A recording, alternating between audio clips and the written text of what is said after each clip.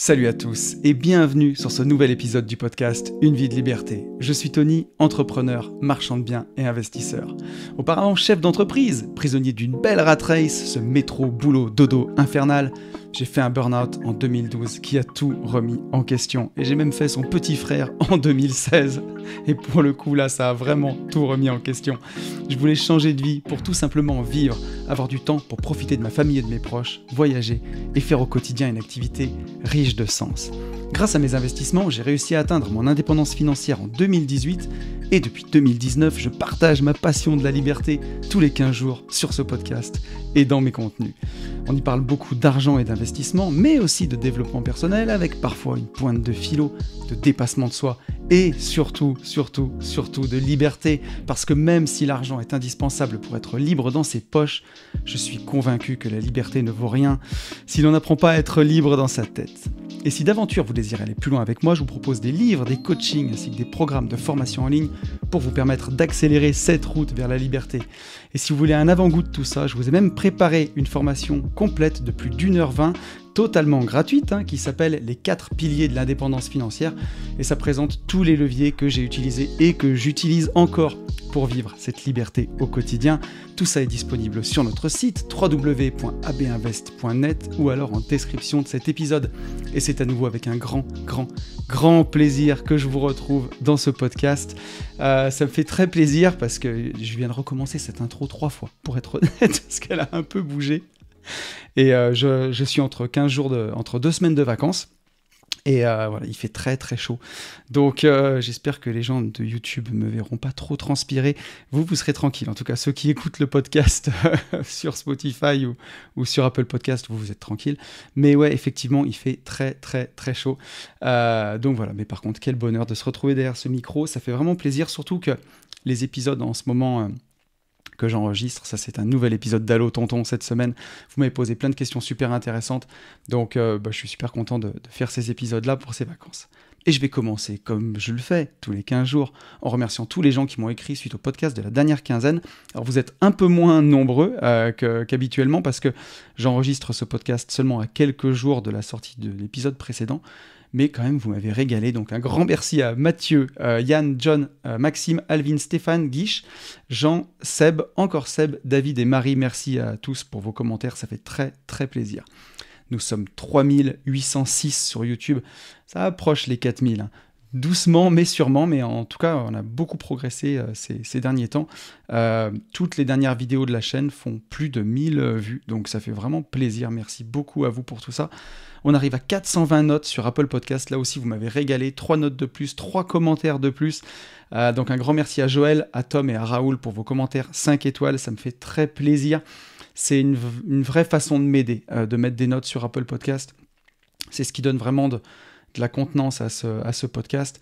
Donc, c'est top. Voilà. Si vous avez un téléphone Apple ou un appareil Apple, n'hésitez pas à le faire. Ça m'aide énormément.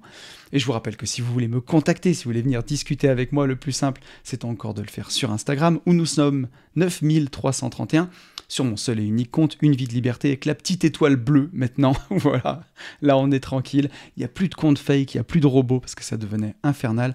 Donc voilà, n'hésitez pas à me rejoindre. J'y partage du contenu quasiment tous les jours. J'essaye, en tout cas, même si vous le savez, je privilégie mes podcasts, je privilégie YouTube pour avoir du contenu qui reste, mais je mets quand même des stories de temps en temps. Donc encore un grand merci à vous tous. Les petites news, les vacances font du bien. Elles font vraiment du bien. C'est une super déconnexion cette semaine. Et d'ailleurs, je vois encore une fois tous les fruits je récolte tous les fruits que m'a apporté l'accompagnement PNL, parce que malgré tout, j'ai une activité je prends des vacances, mais j'ai une activité qui s'arrête quasiment jamais, puisque le marchand de biens, on a encore des signatures pendant l'été. Là, on a des signatures dématérialisées. Au moment où je vous parle, cet après-midi, j'ai un compromis qui est arrivé hier, que je vais signer tout à l'heure. D'ailleurs, un super compromis, parce que c'est un bien qu'on tardait un petit peu à vendre, donc je suis très content qu'on ait enfin ce compromis signé. Ça, c'est des choses... J'en parle un peu plus sur le podcast privé, parce qu'on est moins nombreux. Mais voilà, pour des raisons de confidentialité, je ne peux pas raconter mes opérations de marchand de biens au jour le jour, vous vous en doutez. Donc forcément, je les raconte toujours avec un décalage de 6 mois à 1 an. Voilà. Et en tout cas, ce bien-là, c'est quelque chose qu'on est en train de signer en ce moment, donc je suis très très content. Mais voilà, tout ça pour dire que c'est un peu plus difficile de déconnecter, parce que voilà, cette semaine, il se trouve que je suis à la maison, entre 2 semaines de vacances, mais je pourrais être en congé, voilà, il y a ça à faire. Donc malgré tout ça, j'ai vraiment fait une belle déconnexion, et j'en reviens à la PNL, c'est que ça, c'était une très bonne nouvelle, mais j'ai eu aussi des petites contrariétés, pareil, bon, je peux pas parler pour des raisons de confidentialité, et voilà, ça m'est passé au-dessus de la tête, sur une jambe, et c'est ça, quand je parle de liberté, la liberté dans la tête, c'est vraiment de me dire, ok, c'est un petit problème, d'accord, combien ça va me coûter? Est-ce que c'est grave, est-ce que c'est pas grave? Non, ça va me coûter un peu, c'est pas grave, je paye, je m'en fous, je passe à autre chose, je vais à la plage avec mes filles et je kiffe. Et voilà, et ça, c'est ce que m'a apporté l'accompagnement PNL, et c'est ce que je veux aussi vous apporter dans ce podcast, c'est ce que j'appelle cette vraie liberté, parce que je connais des gens autour de moi qui sont bien plus riches que moi, sans commune mesure, qui ont vraiment des fortunes, et on est en vacances, ils vont avoir une contrariété, et ça leur mange la vie, quoi. Alors que moi, quand je vois leur patrimoine, je me dis, mais tu devrais plus te prendre la tête à ce niveau-là. Voilà, combien ça coûte, tu payes, tu prends pas la tête. Et alors bien sûr, il y a une hiérarchie dans les problèmes, mais voilà, en tout cas, ce que je veux dire, c'est ce que m'a permis d'expérimenter cet accompagnement, et je suis content de le vivre vraiment au quotidien, et quand je suis en vacances, je vois que je le vis encore plus. C'est la vraie épreuve des balles, quoi. C'est de se dire, bien sûr, quand on fait un accompagnement PNL, quand on travaille sur soi, on s'entraîne quand tout est calme, et la vraie épreuve du feu, c'est quand c'est la tempête. Et justement, quand il y a des contrariétés qui arrivent au moment où on est en vacances, c'est là qu'on voit si le travail qu'on a fait sur soi, il vaut vraiment la peine, ou si c'est un pansement sur une jambe de bois. Et je vois que ça vaut vraiment la peine, et c'est cool, parce que justement, malgré ces petites contrariétés, il y en a eu 2, c'est pas grand-chose, hein, voilà. Mais j'ai pu dire, ça je m'en occuperai dans 3 semaines, ça c'est pas grave, je paye, et je passe à autre chose. Et j'ai profité vraiment, j'ai du bénéfice de mes vacances, donc ça m'a vraiment, vraiment fait du bien. Et d'ailleurs, je vous ai même ramené un vlog des vacances, parce que j'ai eu de l'inspiration. J'avais quand même pris mes micros en me disant, si j'ai de l'inspiration, je serais vraiment content de l'avoir avec moi. Et j'ai bien fait, parce que j'ai eu de l'inspiration, donc c'était cool. Et voilà. Mais puis le fait de faire un vlog tous les 15 jours, ça m'a aussi permis de me libérer du temps. Et c'était très, très agréable. Donc voilà. Et puis, encore une fois, peut-être quelque chose que je veux vous partager, qui pourra aussi vous aider, c'est encore l'avantage de bien tout préparer à l'avance. Parce qu'avec Yann, on avait pris énormément d'avance sur les contenus. Moi, avec Une vie de liberté, j'aime toujours garder ce lien d'un podcast sur l'autre pour partager avec vous. Donc, j'enregistre toujours plus ou moins à flux tendu. Par contre, j'avais vraiment préparé en amont les épisodes, ce qui fait qu'une journée comme aujourd'hui, j'ai juste à me mettre derrière le micro, mon épisode il est prêt, et c'est parti. Et voilà, j'avais vraiment pris du temps avant pour préparer tout ça. Et encore une fois, voilà, quand on a bien préparé les choses, c'est tellement plus facile. Et puis il y a aussi l'aisance, voilà. C'est plus facile aujourd'hui pour moi de me mettre derrière un micro, de me mettre derrière une caméra, que ça l'était il y a 1 an, 2 ans, 3 ans. Comme c'est plus facile aujourd'hui pour moi de lire des compromis en marchand de biens, d'obtenir un rendez-vous en mairie pour aller négocier des choses, ce qui fait que ça rend mon travail difficile. C'est cette fameuse théorie des 10 000 heures, hein. Quand on passe 10 000 heures à faire quelque chose, alors j'ai encore pas passé 10 000 heures de podcast, mais remarquez, on ne doit pas être... non, j'exagère un peu. Mais en tout cas, sur le marchand de biens et sur ma pratique, j'y suis aux 10 000 heures. Et quand on arrive à ces niveaux-là, c'est cool. On a de plus en plus d'aisance, et c'est plus facile. Donc, ce que je voulais partager avec vous, encore une fois, quand on prépare bien les choses, quand on s'y prend à l'avance, c'est encore un moyen de se déstresser, et pour le coup de vraiment profiter de l'instant présent quand c'est le moment d'être en vacances.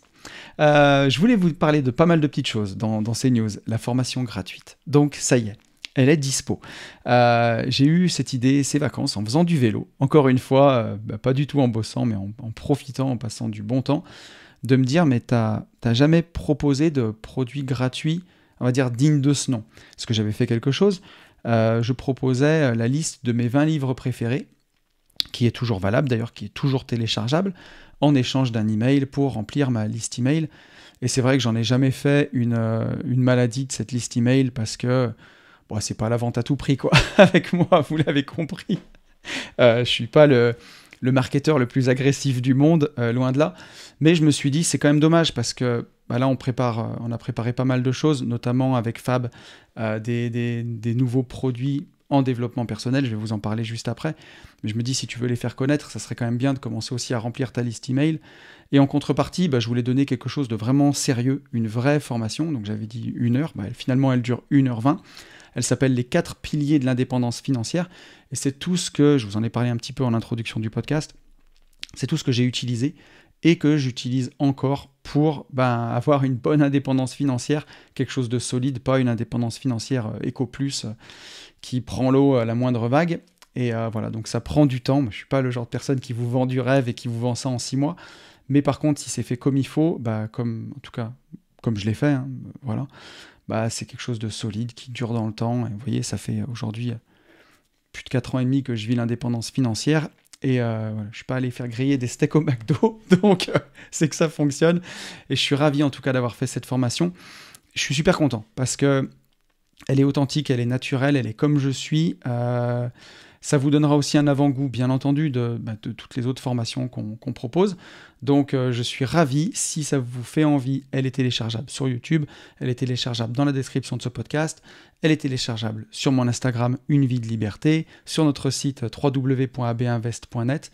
N'hésitez pas à aller la télécharger. Bien entendu, je vous demanderai votre mail en contrepartie. Ça va aller dans ma liste email. Mais je ne vous spamme pas. J'envoie en général un mail tous les 15 jours pour annoncer la sortie du podcast. Et encore, vous voyez, la semaine dernière, il y a 15 jours, je veux dire, je ne l'ai même pas fait parce que j'ai oublié. Donc, c'est pour vous dire. Et bien sûr, je le fais chaque fois qu'il y a une nouvelle formation ou une promotion. Mais voilà, au pire, vous allez recevoir entre 2 et 3 emails par mois. Je ne vous spamme pas. Vous pouvez même vous désabonner si vous le souhaitez. Donc voilà, et j'ai hâte d'avoir vos retours sur cette formation gratuite parce que vraiment, j'en suis super content. Et voilà, et pour tous ceux qui veulent se former pour la rentrée, ceux qui sont les plus débutants ou ceux qui veulent se faire un bon petit rappel, vous avez une formation gratuite pour bien débuter la rentrée. Donc, et puis en plus, vous découvrirez vraiment l'espace de formation la même façon que les formations payantes. Donc vous aurez vraiment un aperçu de à quoi ça ressemble. Donc j'en suis vraiment ravi et ça, c'est disponible. Dans les news, encore mercredi prochain, le 6 septembre, je vous en avais parlé dans les podcasts, il y a des nouvelles émissions qui arrivent. Là, ça sera la toute première, mercredi prochain, 6 septembre à 18h. C'est le premier épisode de ma nouvelle émission avec Fab qui s'appellera Nouveau Départ, qui sortira tous les premiers mercredis de chaque mois. Et j'en suis super, super content de cette nouvelle aventure aussi. Donc n'hésitez pas, si vous avez des questions en dev perso, à nous les faire passer. On vous expliquera tout ce qu'on a prévu avec Fab, tout ce qu'on va faire. Non seulement il y aura cette émission-là, il y aura aussi des formations en dev perso. Ça, c'était un de mes rêves. C'est quelque chose que j'avais envie de réaliser depuis des années et des années.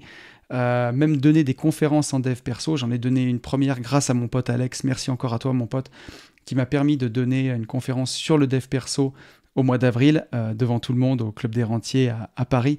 C'était fantastique. Ça a été une expérience incroyable. Et voilà, j'aimerais vraiment continuer ce genre de choses. Donc, le but de ce qu'on va faire avec Fab, c'est aussi de faire ça. Pourquoi pas par la suite donner des conférences et bien entendu faire des ateliers. Donc, il y aura des ateliers vraiment 100% dev perso. On va en donner, je pense, 4 par an. Ça sera aussi vers chez nous en Auvergne-Rhône-Alpes, en petits groupes. Et ça va arriver bientôt. Donc, on vous annoncera tout ça dans cette prochaine émission, dans Nouveau Départ, qui sort donc le mercredi 6 septembre à 18h. J'ai trop hâte, ça va déboîter, donc préparez-vous. Les dernières news, parenthèse indépendance. Donc ça, parenthèse indépendance, c'est notre coaching sur 3 jours avec Fab, justement, avec bien sûr mon acolyte Yann, des Gentlemen Investisseurs. J'ai mis mon t-shirt, là, je vais le montrer sur YouTube quand même. Il est magnifique. Si vous en voulez un beau comme ça, il faut venir en mastermind avec nous. C'est là qu'on les donne. Bon, pour ceux qui sont sur les plateformes de podcast, c'est pas très visuel, mais voilà. J'ai un beau t-shirt noir de Gentleman Investisseur. Donc il y aura Yann, mon acolyte des Gentlemen, et Ben, mon associé sur toutes mes opérations, mon cousin dans la vie, mon alter ego, mon sauce. Donc on est tous les 4 à coacher. Il y a aussi Alexis qui est coach en sophro qui nous rejoint sur une matinée. Les 3 premières éditions sont pleines, on en a déjà réalisé 2. Il y en a une prochaine au mois d'octobre, c'est full.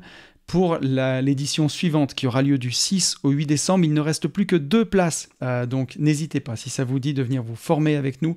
L'idée de la parenthèse indépendance, c'est un coaching qui est à mi-chemin entre le dev perso et les investissements, parce que forcément on ne peut pas vous conseiller, enfin en tout cas, vous donner notre avis sur votre patrimoine si on n'a pas tous les tenants et les aboutissants. Donc il y a une grosse partie de dev perso et bien entendu une grosse partie sur vos invests. L'idée c'est de repartir avec une feuille de route pour la suite.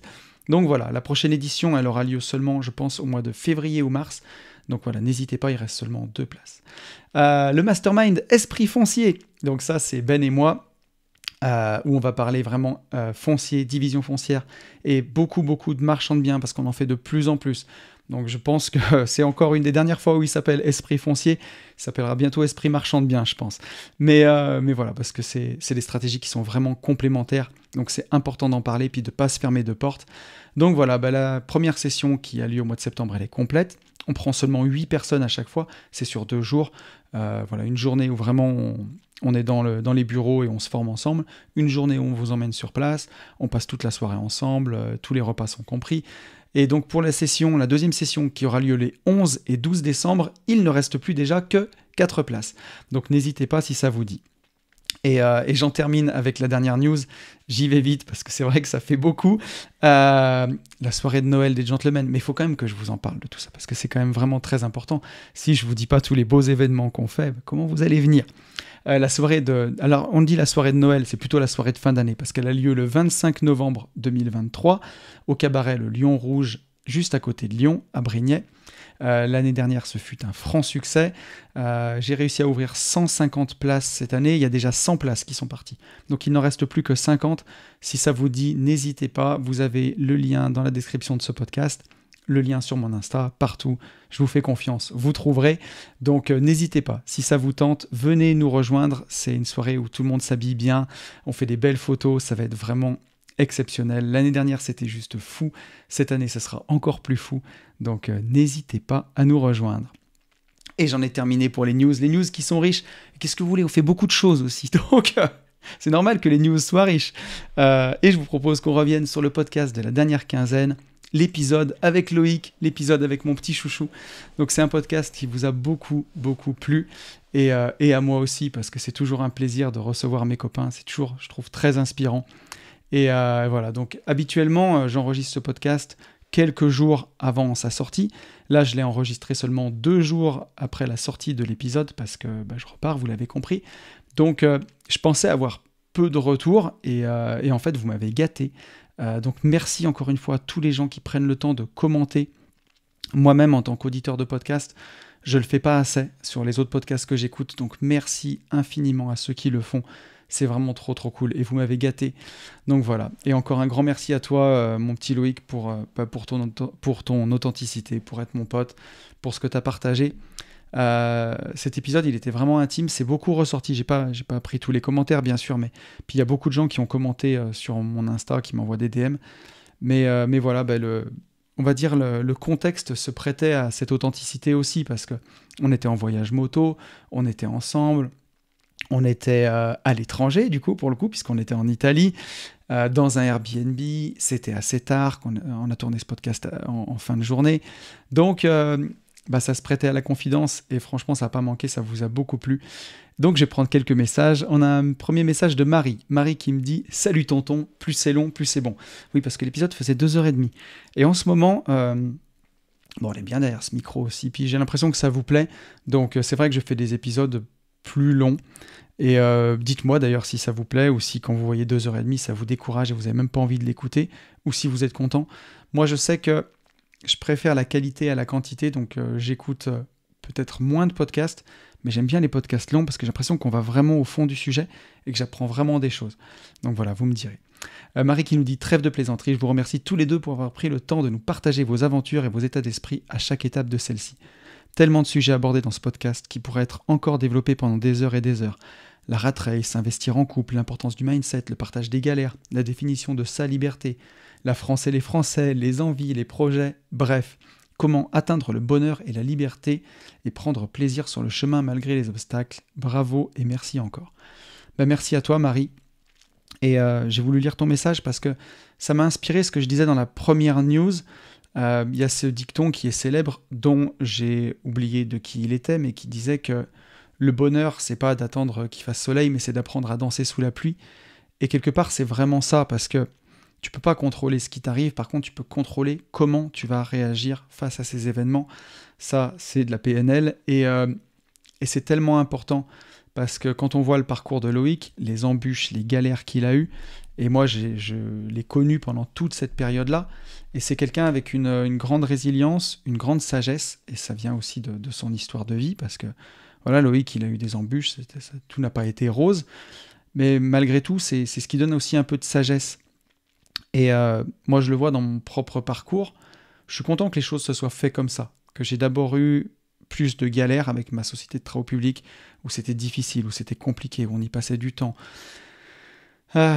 où chaque journée n'était pas facile, où j'apprenais à compter chaque euro, parce qu'aujourd'hui, voilà, même la pire de mes journées actuelles, elle sera jamais pire que j'ai peut-être pas la meilleure journée que j'avais avant, mais une des meilleures journées que j'avais avant.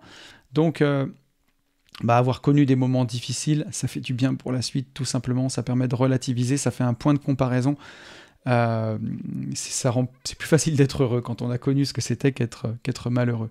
Et effectivement, on a abordé énormément de sujets, mais voilà, j'étais content que Loïc nous expose sa vision de la liberté. On a un message de Stéphane, donc merci à toi Marie. On a un message de Stéphane qui nous dit « Tout d'abord, merci à toi Tony, merci pour ce témoignage. Je suis dans une galère en ce moment et des témoignages comme ça fait du bien. » Et encore une fois, je suis content de vous partager aussi ces témoignages-là, parce que autant j'adore faire des podcasts avec des gens qui sont déjà connus, qui ont une certaine renommée, qui sont connus. Quand on a fait le podcast avec Yann Darwin, par exemple, c'était trop bien. Mais je suis aussi toujours super content de faire des podcasts avec, j'ai envie de dire, des investisseurs du quotidien. Voilà, des investisseurs, des potes à moi, des gens que j'ai rencontrés, que je connais bien, parce que justement, je connais leur histoire, je peux vous la présenter. Puis j'apprends même à les connaître encore plus, parce que on va encore plus loin dans les sujets, on s'intéresse vraiment aux gens, et on se rend compte que tout le monde a vécu des galères, et c'est un biais de partager sur les réseaux que ce qui marche, que ce qui fonctionne. Encore une fois, vous le voyez, c'est quand je parlais de mes opérations de marchand de biens, une fois qu'elles sont terminées, c'est plus facile pour moi de vous partager les galères que pendant que je suis en train de les vivre. Encore une fois, pour des raisons de confidentialité, vous avez bien compris, je ne vais pas vous dire que je galère à vendre un terrain alors qu'il est affiché sur le Bon Coin et qu'il y a plein de gens qui écoutent. Donc, c'est de la logique. Donc, vous avez les choses a posteriori. Mais parfois, quand les choses sont passées, on oublie de les raconter. Et on a plus tendance à parler de ce qui fonctionne bien. Et je trouve que, encore une fois, c'est dommage. Alors, moi, je vous ai beaucoup parlé de mon parcours, des galères que j'avais rencontrées, et je trouve que c'est ça qui fait aussi la force d'un podcast. Ça donne de l'espoir, voilà, et ça fait du bien. Et je trouve que le témoignage de Loïc, il nous donne de l'espoir, il nous fait du bien, et il nous montre que tu peux affronter des galères pas possibles quand il a emprunté de l'argent à ses proches.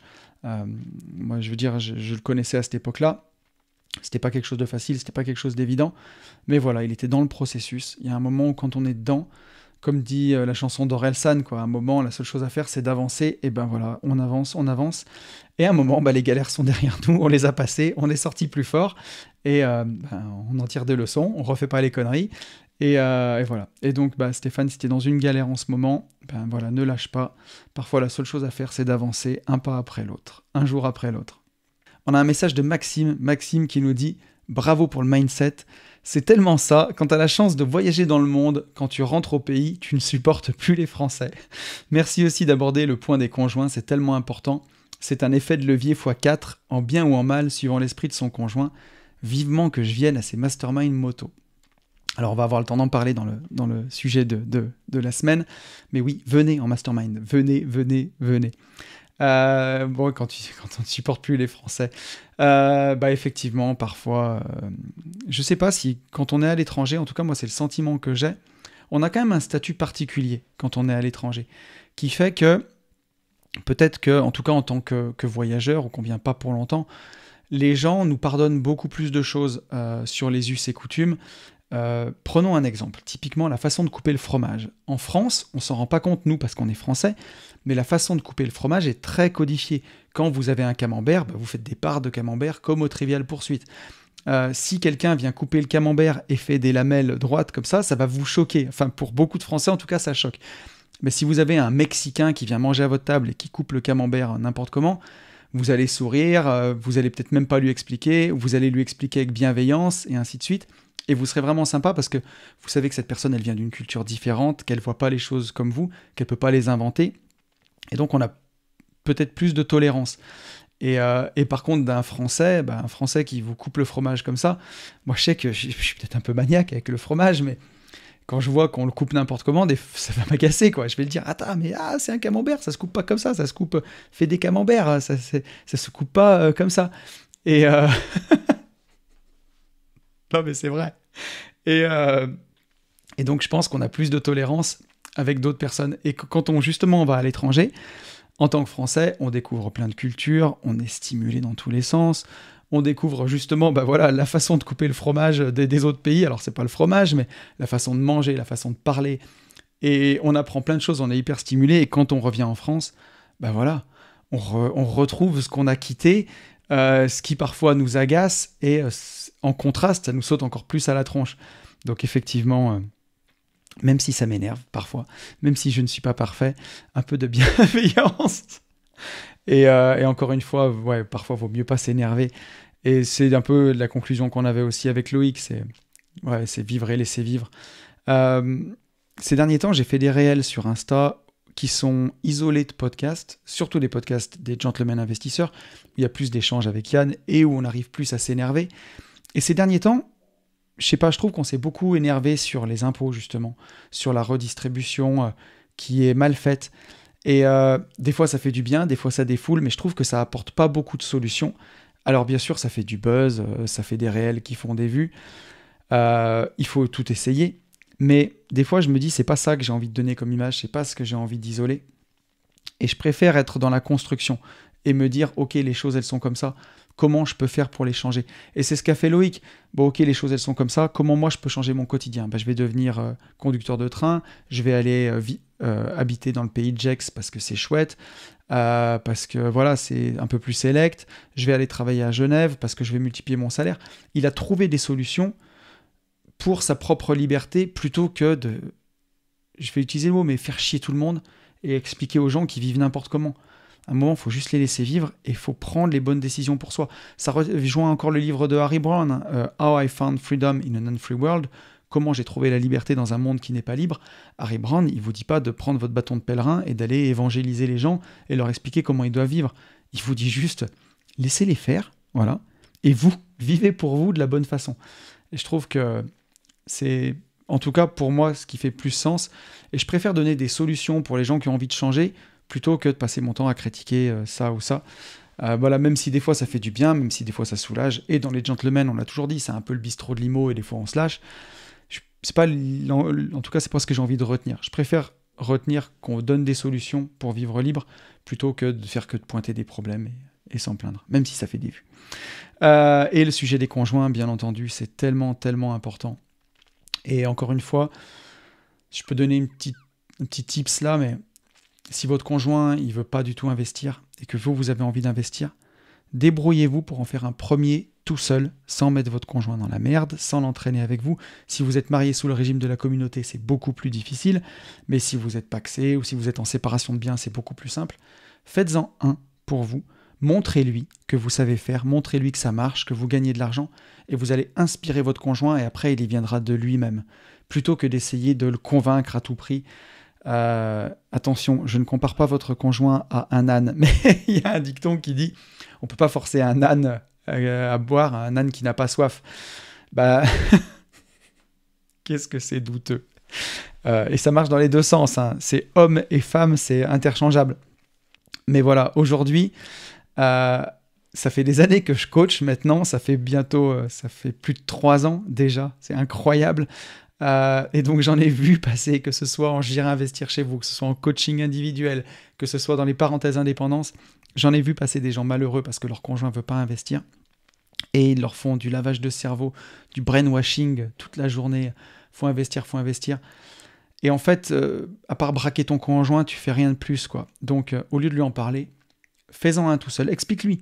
Je vais en faire un tout seul. Parce que pour moi, c'est important. J'ai besoin de le faire. J'en fais un seul. Et tu verras si tu jugeras sur pièce. Si c'est intéressant, peut-être que ça te donnera envie de le faire. Et voilà pour moi comment il faut procéder. Et vous en faites un premier. Et vous allez voir votre conjoint, il va venir tout seul à ce que vous faites. Et encore une fois, venez en mastermind, mais on va en parler tout à l'heure. Un grand merci à toi, Maxime, pour ton message. On a un message de Yann. Yann qui me dit « Top ce podcast, ça change de voir quelqu'un qui ne va pas aussi vite en immobilier que les autres, mais qui atteint sa liberté quand même, ça permet de relativiser. Votre amitié fait plaisir à voir. » Écoute, merci beaucoup à toi. Je ne vais pas répondre sur la première partie, parce que j'ai le message de Mathieu derrière, qui sera notre dernier message que je vais lire, sur la partie immobilier, mais en tout cas, l'amitié qui fait plaisir à voir, merci, ça me touche, ça fait vraiment plaisir. C'est vrai qu'on s'entend très bien avec Loïc. Et encore une fois, Loïc, c'est quelqu'un que je ne connaissais pas il y a 4 ans. C'est quelqu'un que j'ai rencontré en mastermind. Donc, sortez dans les événements, rencontrez des gens qui sont comme vous. J'en reparlerai tout à l'heure, mais à ce premier mastermind où j'ai rencontré Loïc, c'était mon tout premier mastermind. J'ai pris une calotte. Je me suis dit, mais c'est fantastique de rencontrer des gens qui rencontrent les mêmes galères que nous, qui sont sur le chemin comme nous. Ça donne de la force, ça fait du bien. Et c'est une amitié aussi qui nous lie parce qu'on a des valeurs communes. Et voilà, ça fait des choses qui sont très, très puissantes. Donc n'hésitez pas à sortir, à rencontrer aussi. Je ne veux pas dire que j'ai que des potes investisseurs. J'ai mes super potes d'enfance, on s'adore. Et ils ne sont pas tous investisseurs, il y en a qui investissent, il y en a qui n'investissent pas. Mais et c'est une amitié qui est fantastique, parce que c'est une amitié de longue date et parce qu'on partage plein de choses ensemble. Mais c'est aussi chouette d'avoir des potes avec qui on peut partager ces choses-là, parce que c'est plus facile de le comprendre quand on le vit, forcément. Donc c'est important. Merci à toi Yann pour ton message, et je vais répondre à la deuxième partie avec le message de Mathieu. Mathieu qui me dit: Une vie de liberté, vraiment un des seuls podcasts où on arrive à la fin en se disant « Quoi, c'est déjà fini ?» On regarde le timecode et on voit 2h30. Bon, ça vous plaît alors, les podcasts longs. Un parcours très inspirant à plus d'un titre, celui de Loïc. Une volonté d'avancer, une détermination incroyable. Et je note aussi que quand on est bien dans son job, il n'y a pas besoin de le quitter, ou tout du moins pas complètement. Et ça, c'est vraiment extra à entendre. Un peu à contre-courant de tout ce qu'on peut entendre au sujet de la fameuse Rat Race. Un autre exemple de réussite, de liberté qui montre bien la diversité du chemin pour y arriver. Encore merci à Chouchou. Merci pour ton message, Mathieu. Effectivement. Et je trouvais que c'était chouette de vous ramener ça parce que, vous l'avez compris, on n'est pas trop binaire sur une vie de liberté. J'ai des idées arrêtées sur certaines choses, mais je vous avais fait un podcast il y a quelques temps, Salarié for Life, où j'avais vanné un peu les salariés. Et voilà, et pour moi, ça ne veut pas dire que je dis tout et son contraire, parce que Loïc a une société. Loïc, il est conducteur de train. Là, il est en train de passer à 60%, si je ne dis pas de bêtises, donc presque à mi-temps. Et à côté, il a sa société de sous-location professionnelle. Donc, il est salarié et entrepreneur. Et c'est à ça que j'encourageais dans ce podcast, à dans tous les cas être au moins l'entrepreneur de sa vie et au moins avoir une boîte à côté pour pouvoir investir, quoi. Et pour pouvoir continuer d'investir et voilà, mettre ce pied-là dans l'entrepreneuriat. En quoi c'était vraiment très important. Mais pour en revenir sur ce que tu dis, effectivement, le but avant tout, c'est d'être heureux et c'est de se sentir libre. Si vous faites un métier passion, si vous êtes heureux dans ce que vous faites, alors vous avez gagné. Si je prenons mon pote Yann, un ingé dans la course. Bon, Yann, il est entrepreneur, il est marchand de biens à côté, et il est aussi auto-entrepreneur, mais il travaille dans le monde de la course automobile. Il a des courses qui sont le week-end. Il y a des gens qui ne voudraient absolument pas travailler le week-end. Mais par contre, il est dans sa passion. Quand moi, je l'ai vu faire, Yann, je te salue mon pote, si tu me regardes ou si tu m'écoutes, je l'ai vu dans son univers de course automobile. Il est dans un état de flow, quoi. C'est un poisson dans l'eau. C'est quelqu'un qui est dans son ikigai, il est touché par la grâce, quoi. Il est là où il doit être, ce garçon. Et ben voilà, mais c'est ça la liberté. C'est ça, c'est de faire ce qu'on aime, c'est d'être à fond dans ce qu'on aime, dans ce qu'on vit. C'est ça qui est important. Donc Loïc, on en a parlé plusieurs fois, on en a moins parlé dans ce podcast, mais il kiffe conduire les trains. Et quand il m'en parle, c'est de la conduite de train, mais il m'emmène avec lui, quoi. Il me parle des paysages, il me parle de ce qu'il voit, il me parle de... Un peu, c'est pareil, cet état de flow dans lequel il est. C'est quelque chose aussi que je comprends parce que moi j'ai beaucoup aimé conduire. Dans mon ancien boulot, j'étais conducteur de travaux, je faisais conducteur de travaux. Une partie de mon boulot était conducteur de travaux, avec la casquette directeur du personnel, la casquette chef d'entreprise, la casquette deviseur. Et pour le coup, j'avais ce job de conducteur de travaux aussi, où je passais mon temps à suivre mes chantiers. Et c'est ce qui me prenait le plus de temps et ce qui me faisait le plus conduire. Et je faisais entre 80 et 90 000 km par an. C'est ce qui m'a valu mes belles hernies cervicales. Mais tout ça pour dire que c'est quelque chose qui me plaisait. C'était plaisant. J'aimais beaucoup conduire. J'écoutais des podcasts, je me formais. C'est quelque chose qui me faisait du bien. Et voilà. Et donc, quand Loïc me parle de sa conduite de train, c'est quelque chose que je comprends et je trouve ça chouette. Et voilà, l'important, c'est de kiffer, c'est de faire ce qu'on aime. Et il en parlait, quoi. Il disait, même s'il était 100% libre, est-ce qu'il arrêterait ce boulot-là? Si on aime ce qu'on fait, pourquoi l'arrêter, encore une fois? Et voilà, donc il n'y a pas une seule façon d'atteindre la liberté, heureusement. Chacun a sa propre définition de la liberté. Le tout, c'est juste de ne pas se mentir à soi-même, se raconter qu'on est libre alors qu'on ne l'est pas, par exemple. Ça, c'est des choses que j'ai pu faire, hein, moi. L'idée, c'est de vraiment connaître ses besoins, voir ce qui nous rend heureux. On tape dans le micro. Voir ce qui nous rend heureux, voir ce qui nous rend libre. Et c'est ça qui est important. Donc, encore une fois, non, il n'y a pas une seule façon d'être libre. L'idée, c'est de faire ce qu'on aime et il y a plein de façons d'y arriver. On peut avoir un job, on peut le faire à mi-temps, on peut être entrepreneur à côté, on peut être investisseur à côté. Il faut sortir du cadre, il faut sortir des cases, de ce qui a été écrit pour nous, de ce qui est bien, pas bien. J'y repensais cette semaine. Je me rappelais les premières personnes que j'ai vues investir. C'était un pote qui faisait de la muscu avec moi, qui était ingénieur et qui est devenu marchand de biens. Je vous parle de ça, c'est à l'époque de mon premier job, donc c'était en 2007, ça a plus de 15 ans, 16 ans. Et je le vois à la muscu, et je lui dis, qu'est-ce que tu fais aujourd'hui? Il me dit, j'ai complètement arrêté mon boulot d'ingénieur, et aujourd'hui je suis marchand de biens. J'achète des plateaux, je divise, je fais des apparts et je les revends. Et moi dans ma tête, je me disais, mais pourquoi tu fais ça? T'as un boulot d'ingénieur, pourquoi? Et on en parle, il me dit, mais tu gagnes combien toi? Et je lui dis, tu vois, mon premier boulot, je suis à 36 000 € brut annuel. Il me dit, tu vois, 36 000 €, c'est ce que je fais par appart, et cette année, j'en fais 4. Là, je me dis, mais c'est pas possible, quoi. Et je m'assois, je me dis, mais c'est pas possible. Et je me dis, il triche, en fait. Il triche, et il triche parce qu'il fait un truc où il n'y a pas besoin d'avoir fait d'études. Puis, j'ai compris qu'il avait gardé son boulot au départ, qu'il faisait les deux en même temps. Ça me paraissait complètement fou, quoi. Et en fait, c'est juste quelqu'un qui est sorti du cadre, quoi. Et moi, il m'a fallu du temps pour sortir de ce cadre. Mais aujourd'hui, je suis plus du tout dedans. Je m'interdis absolument rien. J'ai écrit un livre de division foncière. J'ai écrit un livre pour enfants. J'ai une société de location courte durée à thème. Je suis en train de lancer des formations en développement personnel. J'ai un mastermind sur la division foncière. J'ai une formation sur la bourse. Je veux dire, je fais ce qui me plaît, je fais ce que j'ai envie, je fais ce qui a du sens pour moi, et là où je vois où je peux apporter aux autres, où je peux me faire plaisir, où je peux être heureux, et je suis complètement sorti de ce cadre-là, et c'est ce que je vous invite à faire. Donc encore une fois, un grand merci à toi Mathieu pour ton message, et je vous propose, après 40 minutes de podcast, qu'on passe au sujet de la semaine, et le sujet de la semaine, c'est un nouvel épisode de Allô Tonton. C'est l'épisode que j'avais fait il y a 1 mois du coup, et que j'ai coupé en 2, parce que j'avais trop de questions. Donc on verra si celui-ci on le coupe ou pas, parce que j'en ai encore énormément, et c'est vraiment chouette. J'adore faire ces épisodes de Allô Tonton, surtout quand on est en vacances.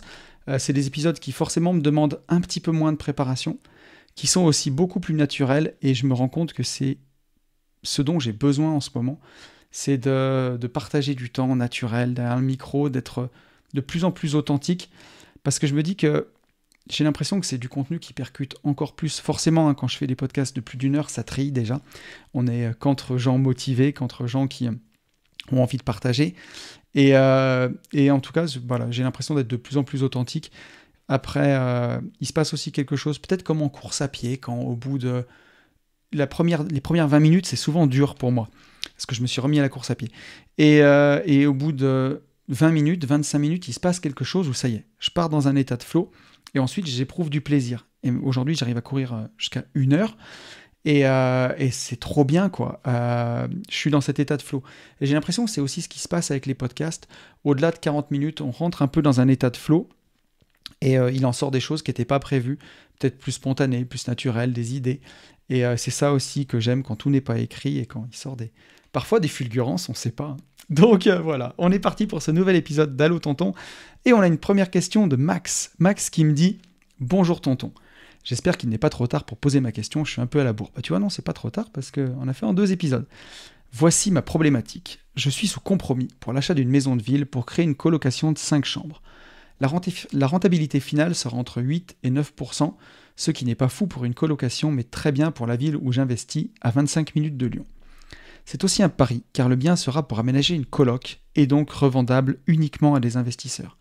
La plus-value estimée à la revente est là, mais elle n'est pas extraordinaire non plus. J'étais confiant, mais depuis 1 semaine, en montant mon dossier bancaire, j'ai fait réaliser des attestations de valeur de mes biens en patrimoine, et la baisse est arrivée, et elle me fait plutôt mal. En effet, je vois mon aller-retour en RP battre de l'aile. Donc il a dû acheter une résidence principale pour la revendre. Il va me falloir patienter avant de revendre. Et par conséquent, mon projet de coloc ne me met pas en sécurité dès le début. Du coup, je suis un peu perdu entre le passage à l'action et de me dire que si j'attends, je perds du temps. Je me demande si je dois me désengager sur ce projet de coloc et temporiser un peu pour réellement profiter de la baisse des prix qui semble inévitable. Bref, j'ai peur d'acheter au pire moment. Merci par avance tonton, j'espère que je n'arrive pas trop tard après la préparation du podcast. Non, pas du tout, et je comprends parfaitement ta problématique, Max. Donc je vais te répondre. Une coloc, pour moi, à 8 ou 9%, surtout 5 chambres, ça veut dire beaucoup, ça veut dire du turnover, ça veut dire quand même beaucoup de passages. Qui dit beaucoup de passages dit des plaintes qui s'abîment, des murs qui s'abîment, des réparations si on veut que ça continue d'être propre. Donc pour moi, une coloc avec une renta entre 8 et 9%, pour moi c'est un no-go et je n'y vais pas. Si je ne fais pas de coloc, donc je suis peut-être pas la meilleure personne pour te répondre, mais je connais mes potes qui font de la coloc et ils diraient en dessous de 12%, je n'y vais pas. Là tu vois, tu me dis que tu seras entre 8 et 9%. En général, quand on se dit entre 8 et 9, c'est qu'on est plus proche des 8 que des 9, le plus souvent. Est-ce qu'un investisseur va accepter de te racheter cet investissement à 8%? Moi, en tout cas, je ne l'achèterai pas. Si tu arrives autour de 10%, ou alors 8%, ça sera vraiment le minimum qu'un investisseur va t'acheter ça, clé en main, avec les locataires et tout. Donc toi, il faut que tu sois au moins à 10 si tu veux faire une plus-value. Donc voilà. Après, sur des rentas comme ça devient vraiment compliqué de dégager du cash flow parce que les taux sont remontés. Et au moment où j'enregistre ce podcast, il y a encore 18 mois, on empruntait à 1,5, 2%. Aujourd'hui, en société, moi, je suis à plus de 4, je suis à 4,35 sur 15 ans. Donc voilà, et pour moi, aujourd'hui, pour avoir du cash flow emprunté sur plus de 20 ans, emprunté sur 25 ans, il ne faut plus le faire, à mon sens. Et même emprunté sur 20 ans, ça devient très cher les intérêts. Quand vous empruntez à 4,5% sur 20 ans, ça devient très très cher. Je sais qu'en ce moment, moi je mets de l'apport et j'emprunte sur 15 ans maximum. Donc bien sûr, le cash flow, il n'y en a plus beaucoup. Donc c'est pour ça que le meilleur moment pour investir, c'était toujours il y a 10 ans, parce qu'on a eu une période qui était quand même bénie avec des taux très très bas. Les gens qui n'ont pas investi, voilà, c'est dommage. Est-ce que ça veut dire qu'il ne faut pas investir maintenant? Non, c'est pas le cas. Mais par contre, justement, je vais te répondre dans la suite de ma réponse. Il n'y a pas besoin de faire 10 opérations par an. Une seule, ça suffit. 1, 2. Mais par contre, il faut faire des très très bonnes. Et pour ça, il faut les créer maintenant. La renta, elle se crée. Donc moi, je te disais, aujourd'hui, je mets de l'apport. Je vise 15 ans maximum pour la durée de mes emprunts. Et je réfléchis à des nouvelles techniques pour faire des rentabilités qui soient beaucoup plus élevées, pour avoir minimum 10-12%. Alors, bien sûr, j'aime le neuf, j'aime des investissements neufs, mais je les contrebalance, donc sur le neuf, j'ai 7-8% de renta.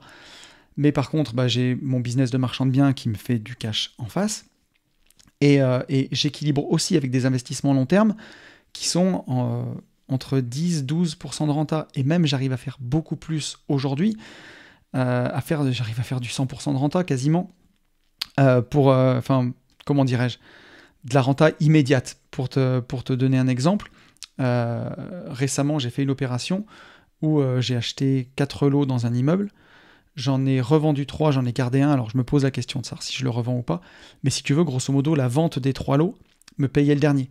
Donc là, je crée un cash flow immédiat sur un bien qui est déjà payé. C'est une rente à vie, on va dire, sans crédit en face. Et ça, c'est des choses que tu peux arriver à faire. Donc ça, c'est des choses dont je parle beaucoup plus sur le podcast privé.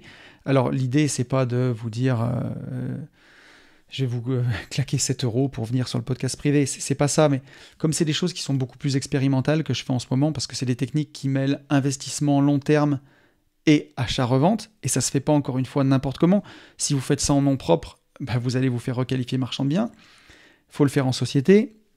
Si vous le faites en société de marchand de biens, c'est peut-être pas là où vous voulez garder les biens, donc il faut le faire en société patrimoniale. Mais si vous voulez revendre les biens rapidement, encore une fois, il ne faut pas le faire n'importe comment pour pas se faire requalifier. Donc tout ça, c'est toutes des choses sur lesquelles je suis en train de me former en ce moment, donc que je ne veux pas partager sur le podcast public, mais que je partage plus sur le podcast privé, tout simplement parce que j'ai un public peut-être d'investisseurs plus avertis encore sur le podcast privé. Et je mets encore une fois plein de disclaimers, mais le plus gros disclaimer pour pas envoyer les gens au casse-pipe et faire n'importe quoi, c'est encore une fois de mettre une petite barrière à l'entrée de 7 € par mois, c'est pas grand-chose, mais c'est voilà, les gens, ça fait une petite barrière pour ce genre de valeur-là, où je veux pas que les gens fassent n'importe quoi.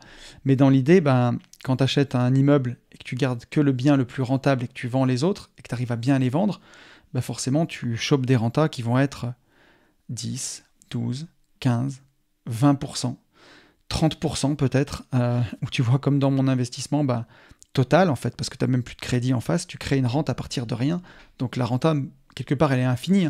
Tu as utilisé l'argent des autres pour investir et tu t'es créé une rente à vie, tu n'as plus de crédit en face. Donc ça, c'est magnifique. Mais l'idée, c'est peut-être de trouver des hacks maintenant.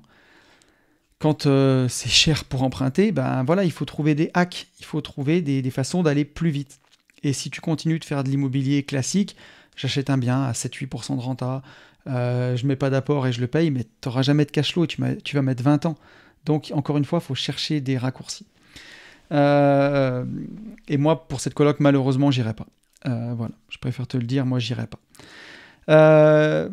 Juste aussi pour te dire, ne te focalise pas sur la baisse temporaire de ton patrimoine. Forcément, si je regarde mon patrimoine en ce moment, moi qui ai beaucoup d'immobilier et que je mets les prix en face, mon patrimoine, il a sûrement baissé. Mais après, c'est un peu du vanity metrics, c'est ça. Tu sais, de se dire, ça y est, j'ai 1 million de patrimoine, je suis millionnaire.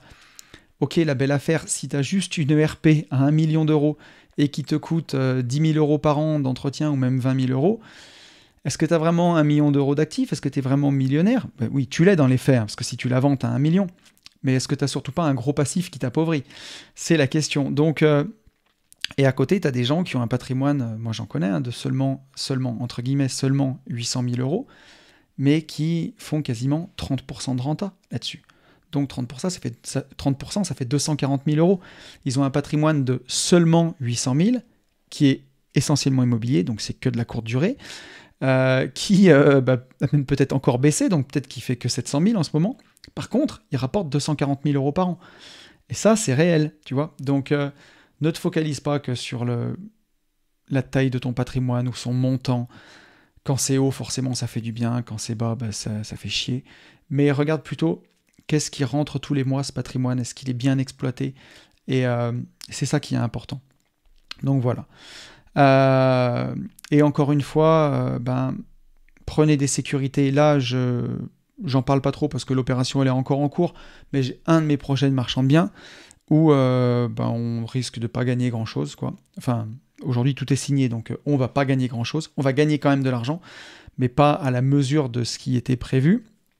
Grosso modo, on va faire le tiers de la marge qu'on avait prévu. Et encore une fois, pourquoi? Parce qu'on a acheté quand c'était cher et on revend quand commence à y avoir cette baisse de l'immobilier qu'on commence à sentir. En tout cas, moi, chez moi, on commence vraiment à la sentir et elle n'est pas étonnante du tout quand on voit que les taux sont quasiment doublés en un an. C'est logique. Et encore une fois, voilà pourquoi sur le papier, il faut faire des opérations de marchand de biens à 30% de marge minimum, parce que si ça part en sucette, vous faites encore 15 ou 20% et vous gagnez encore de l'argent, alors que si vous partez ric-rac à 15% de marge, vous risquez d'y être de votre poche. Et ça, c'est vraiment pas rigolo. Donc voilà. Donc prenez des sécurités, encore une fois, en ce moment. Voilà, la baisse, elle arrive, peut-être, ou pas. Pour moi, des bonnes affaires, il y en a tout le temps. L'idée, c'est même quand les marchés sont hauts, même quand l'immobilier est haut, il y a toujours des gens qui ont besoin de vendre rapidement, il y a toujours des leviers de valorisation que vous avez vus et que les autres n'ont pas vus, il y a toujours des opérations qui sont peut-être trop petites pour un marchand de biens et parfaites en taille pour vous. Donc le but, c'est pas d'en faire 10 par an à 7% de renta, de vous mettre le couteau sous la gorge et d'être en cash squeeze à la fin de l'année, c'est-à-dire ne plus avoir d'argent pour faire vos réparations, pour payer vos impôts ou pour faire face à vos vacances locatives. Faites-en une seule ou deux par an à 12%, travaillez-les bien, et là, c'est des opérations qui vous rapporteront de l'argent tous les mois. Donc encore une fois, privilégiez la qualité à la quantité, selon moi. Voilà. On a une question de Clément. Clément, mon petit Clément, qui commente tous les podcasts d'une vie de liberté, tous les podcasts des gentlemen, qui est toujours là, qui me dit « Salut mon tonton, à quand un tour de France des investisseurs passant par Niort ?» Alors, merci pour ton message, mon petit Clément, pour ta question. Je t'adore, mon petit Clément. Et moi aussi, j'aimerais beaucoup te rencontrer après tout ce temps, après 4 ans à commenter les podcasts. Donc, pour ta demande, c'est vraiment compliqué à mettre en place un tour de France des investisseurs. Il y a plein de choses qui font que c'est quelque chose qu'on ne fera pas. Déjà, c'est très chronophage. Tour de France des investisseurs, ça veut dire que je passe, tu vois, peut-être 15 jours loin de chez moi, loin de mes enfants, et je les ai une semaine sur 2, tu vois. Donc ça, c'est important que je les ai avec moi.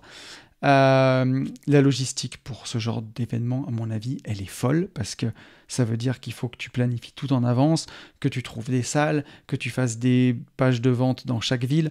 Je sais que mon pote Alex l'a fait, il a fait le CDR Kiki Tour avec Kylian, avec le petit malin de Limo, et il s'est promis de ne pas le refaire parce que ça avait été une galère de folie. Alors il l'a quand même refait, et je trouve que c'est super louable et c'est incroyable, parce que moi, je me rends compte à quel point c'est difficile, et voilà, c'est quelque chose qu'on ne fera pas, c'est sûr.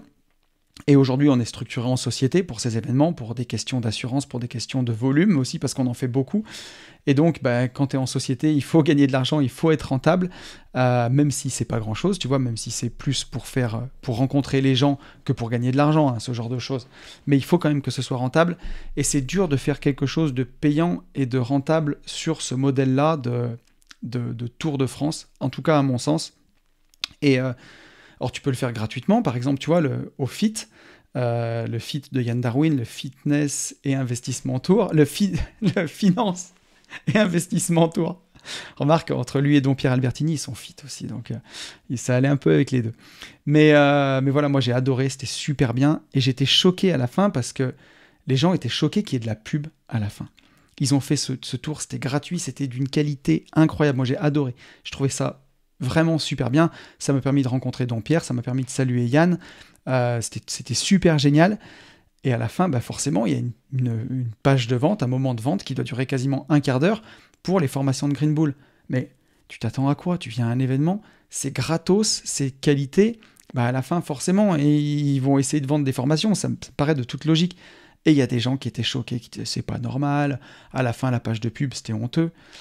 Mais parfois il y a qu'en France où on pense, parce que comme l'école est gratuite, on pense que se former doit être absolument gratuit. Mais voilà, tout n'est pas gratuit, forcément.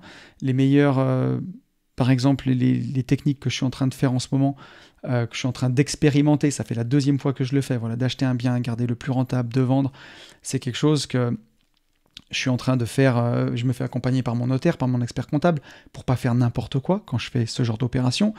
Et forcément, quand j'aurai compris vraiment comment ça marche et comment éviter tous les écueils, je vais le partager dans le podcast privé, ça va coûter 7 €. Ça, vous le trouverez pas dans n'importe quoi, une vidéo YouTube ou un bouquin gratuit qui l'explique, parce que forcément, la personne qui va échanger ça, il faut qu'elle ait aussi un intérêt à le faire. Bien sûr, il y a l'intérêt de partager, comme je le fais là, j'explique, je dis que ça marche, mais pour en donner tous les détails de façon précise, méthodique et argumentée et longue et en insistant, voilà, ça sera jamais gratuit, quelque chose comme ça, faut le comprendre. Donc il y a forcément une compensation. Pour le FIT, c'était une pub à la fin. Et je sais que j'ai pas envie de faire ce modèle-là non plus. J'ai pas envie de faire une conférence et à la fin faire de la pub pour les formations. Donc je suis même pas sûr qu'on ait assez d'audience avec Yann, par exemple, pour faire ça. Donc non, c'est quelque chose qu'on fera pas. Et surtout pour dire aussi, mon petit Clément, n'attendez pas qu'on passe chez vous pour venir nous voir. Venez. En gros, ce que je veux dire, c'est sortez de chez vous, quoi. Venez nous rencontrer, venez nous voir.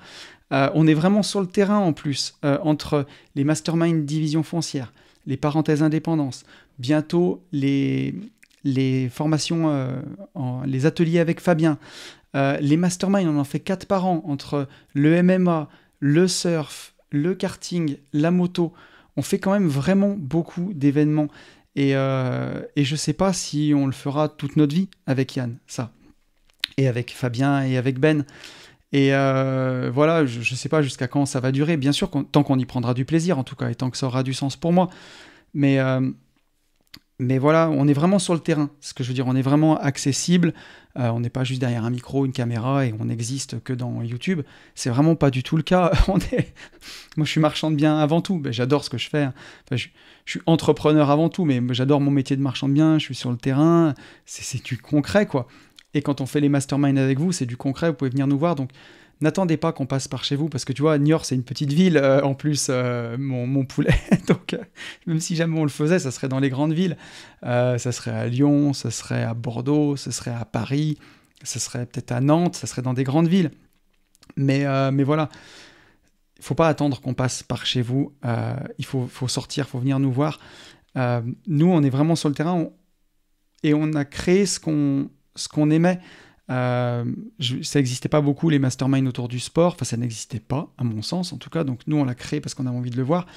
Et c'est des moments qu'on partage, mais j'en parlerai dans la prochaine question, mais c'est des moments qu'on partage qui sont vraiment puissants. Et je me rappelle, quand j'ai rencontré Loïc, mon premier mastermind, c'était à Kalamata, c'était avec le Club des Rentiers, c'était en Grèce. La claque que j'ai pris, c'était juste merveilleux, c'était juste fantastique. C'était un moment incroyable de se rendre compte qu'il y a des gens qui partagent la même chose que nous, les mêmes galères que nous. Et aujourd'hui, j'ai des potes, j'ai Charles, j'ai Loïc, je les ai reçus dans le podcast, que j'ai rencontrés en mastermind, j'ai Mika, j'ai Lohan, j'ai Max, que vous avez eu dans le podcast. C'est des gens qui font partie de mon quotidien aujourd'hui. On se parle quasiment chaque semaine. Et voilà, c'est de l'entourage. Au moment où je vous parle, je vais appeler Mika cet après-midi parce qu'il a une problématique de marchand, on veut échanger ensemble dessus. C'est ultra puissant, quoi. Et moi, quand j'ai des soucis, je peux appeler mes potes et ça n'a pas de prix, quoi. Donc voilà, sortez, venez nous voir. Franchement, venez. Je sais que ça coûte de l'argent de venir au MMA. Ça coûte... Les billets, ils sont à 1 450 € pour une semaine. Il faut rajouter l'avion, donc c'est 200-300 € à cette période. Donc je sais que c'est un investissement de 1 500, 1 600, 1 700 €. Mais par contre, vous pourrez demander à tous les participants du MMA, et je ne pense pas me tromper en disant ça, mais il n'y en a aucun qui regrette son investissement, absolument aucun, parce que on est comme on est derrière le micro, enfin en tout cas c'est ce que j'espère, et c'est les retours qu'on a. Mais vous nous avez une semaine entière où on peut discuter, on peut être ensemble, on peut manger ensemble, on peut parler du quotidien, on peut dire tout ce que je peux pas dire sur YouTube, là les opérations de marchand de biens dont je vous parle pas, là je vous dis tout quand on est en live. Donc n'hésitez pas, quoi, n'hésitez pas. Donc voilà. Voilà pour ta question, mon petit Clément. On a une question d'Aurélien qui nous dit: à quand un mastermind triathlon? Ah, les mastermind sport, je vous le disais tout à l'heure, c'est quelque chose qui pour moi n'existait pas. Les masterminds immobilier, business, finance, investissement et sport. Et comme avec Yann, on est passionné de sport, on adore ça, c'était trop chouette de les créer. Et en plus, c'est vraiment puissant quand on part entre investisseurs de faire du sport à côté, parce que ça nous aide de souder les liens autour d'émotions fortes. C'est vraiment quelque chose qui soude, ça soude d'ailleurs les couples, ça soude les amis, de faire des activités ensemble, et surtout des activités avec des émotions ou du dépassement de soi. C'est vraiment des choses qui soudent un groupe. Et c'est ce qu'on fait quand on part ensemble, on vit des aventures ensemble, que ce soit au MMA, que ce soit au surf, que ce soit au wakeboard, quand on va faire de la catéram, du karting, du parapente ou de la moto. C'est vraiment vivre une aventure ensemble. Là, on part en moto au Maroc au mois d'octobre. Des fois, je me pince encore pour y croire, de me dire que je vais vivre des aventures comme ça. Je vais faire l'Atlas en moto, le Maroc, entre investisseurs, sur des motos vintage, ça va sentir bon l'aventure. C'est incroyable, quoi. Quelle vie incroyable, quelle vie fantastique. Et de pouvoir le vivre avec des potes, avec des gens que je connais pas encore, Mais ça va être juste ouf, quoi. J'emmène mon papa en plus cette année, donc le vivre avec mon père, ça va être trop, trop bien. Et, et donc voilà. Et venez en tout cas. Alors pour répondre à ta question, on est vraiment sportif. Et on a créé des masterminds autour de ce qu'on aimait. Alors en revanche, j'ai regardé le triathlon. Donc le triathlon, pour ceux qui ne connaîtraient pas, c'est 1500 mètres de natation, 40 km à vélo et 10 km de course à pied. Donc c'est un format olympique. Et voilà, alors on reste sur des choses qu'on aime. Donc là, ça me fait un peu peur, a priori comme ça. Je nage bien, mais c'est pas quelque chose que j'aime. Le vélo, par contre, j'aime bien, tu vois. La course à pied aussi, je commence à y prendre goût. Mais ça reste quelque chose de très individuel. Alors tu me diras, le parapente, c'est aussi quelque part individuel. Peut-être que je me rends pas compte, peut-être qu'il faudrait qu'on en parle ensemble, Aurélien. N'hésite pas à m'écrire. Mais a priori, et pourtant il y a beaucoup de gens dans le running et dans le triathlon, je pense que c'est quelque chose qui pourrait avoir du succès. Dites-moi, on sait jamais, c'est quelque chose qui peut vous plaire. A priori, on va organiser le CrossFit bientôt, parce que ça, c'est quelque chose qui me fait envie. Et il faut que j'en parle avec les concernés. On en a déjà beaucoup parlé ensemble, mais voilà, on fait tellement de choses et on a envie d'organiser tellement de choses. Donc voilà. Et a priori, cette année, on devrait refaire le parapente aussi. Donc je vous en reparlerai en temps voulu. Donc merci à toi encore une fois, Aurélien, pour ton message. On a un message de Quentin. Quentin qui me dit « Salut tonton, un peu de pommade, mais pour commencer, je tenais à te remercier encore une fois pour tout ce que tu nous apportes. » Oh, on va aller à lire la pommade, ça fait du bien. Une dose de pur bonheur chaque jour. Carrément chaque jour. J'essaye de persuader les gens de t'écouter plutôt que de perdre leur temps sur Netflix, TikTok et compagnie, mais je pense que c'est une question de mentalité et de perception. Bon, tu sais, je regarde encore Netflix de temps en temps, peut-être pas énormément, allez, une fois par semaine. Bon, TikTok, je regarde pas par contre, c'est au-dessus de mes forces, même si j'avais fait un compte et j'ai mis 2-3 vidéos, mais TikTok, c'est au-dessus de mes forces. Je ne peux pas, je n'y arrive pas. J'ai l'impression que mon cerveau coule, fond, et s'écoule par mes oreilles, donc je ne peux pas, et que mes yeux pleurent des larmes de sang, donc je ne peux pas. Mais voilà, ne fais pas de prosélytisme, n'essaye pas de convaincre tout le monde. Tu sais, on ne pourra pas sauver tout le monde non plus. Hein. Est-ce que tout le monde a envie d'être sauvé? Est-ce que tout le monde est sauvable? On a répondu dans un podcast à cette question d'ailleurs. Bref, tout ça pour te dire qu'à l'heure actuelle, je souhaiterais, comme beaucoup de personnes, changer de boulot, faire une pause, prendre une mini-retraite, et pour cela, j'ai investi depuis quelques années 4 biens en 3 ans. Le but est d'arbitrer en vendant un des appartements pour rembourser une bonne partie du capital restant sur mon ancienne RP qui est actuellement en location. Il me restera environ 20 000 € à rembourser. Ma question est de savoir s'il est intéressant de solder les 20 000 € restants avec de l'épargne. Parce qu'une fois ce prêt soldé, cela me rapportera 800 € par mois de loyer. Y aurait-il d'autres astuces pour l'arbitrage? L'idée étant d'avoir encore de la capacité d'emprunt pour d'autres investissements. En te remerciant pour tout ce que tu fais pour nous et surtout pour ton humilité qui pour moi fait que tu es l'un des meilleurs. Oh merci, ça me touche. Merci Quentin, ça me touche beaucoup. Je vais boire un petit verre d'eau et je suis à toi. Ça fait du bien. Donc, merci à toi Quentin pour ton message, merci beaucoup. Donc, grande question que tu as. Donc déjà, félicitations pour ce que tu as fait, félicitations pour les questions que tu te poses. Je trouve que c'est vraiment très bien, c'est une très très bonne problématique. Donc pour moi, la première question à te poser, c'est quel est le taux de ton emprunt? Est-ce que tu as un taux que tu avais fait il y a 4-5 ans où tu es à 1%? Ou est-ce que c'est un emprunt récent et tu es à 3,5-4%? Je pense que si tu m'en parles, c'est que c'est un taux qui est plutôt ancien.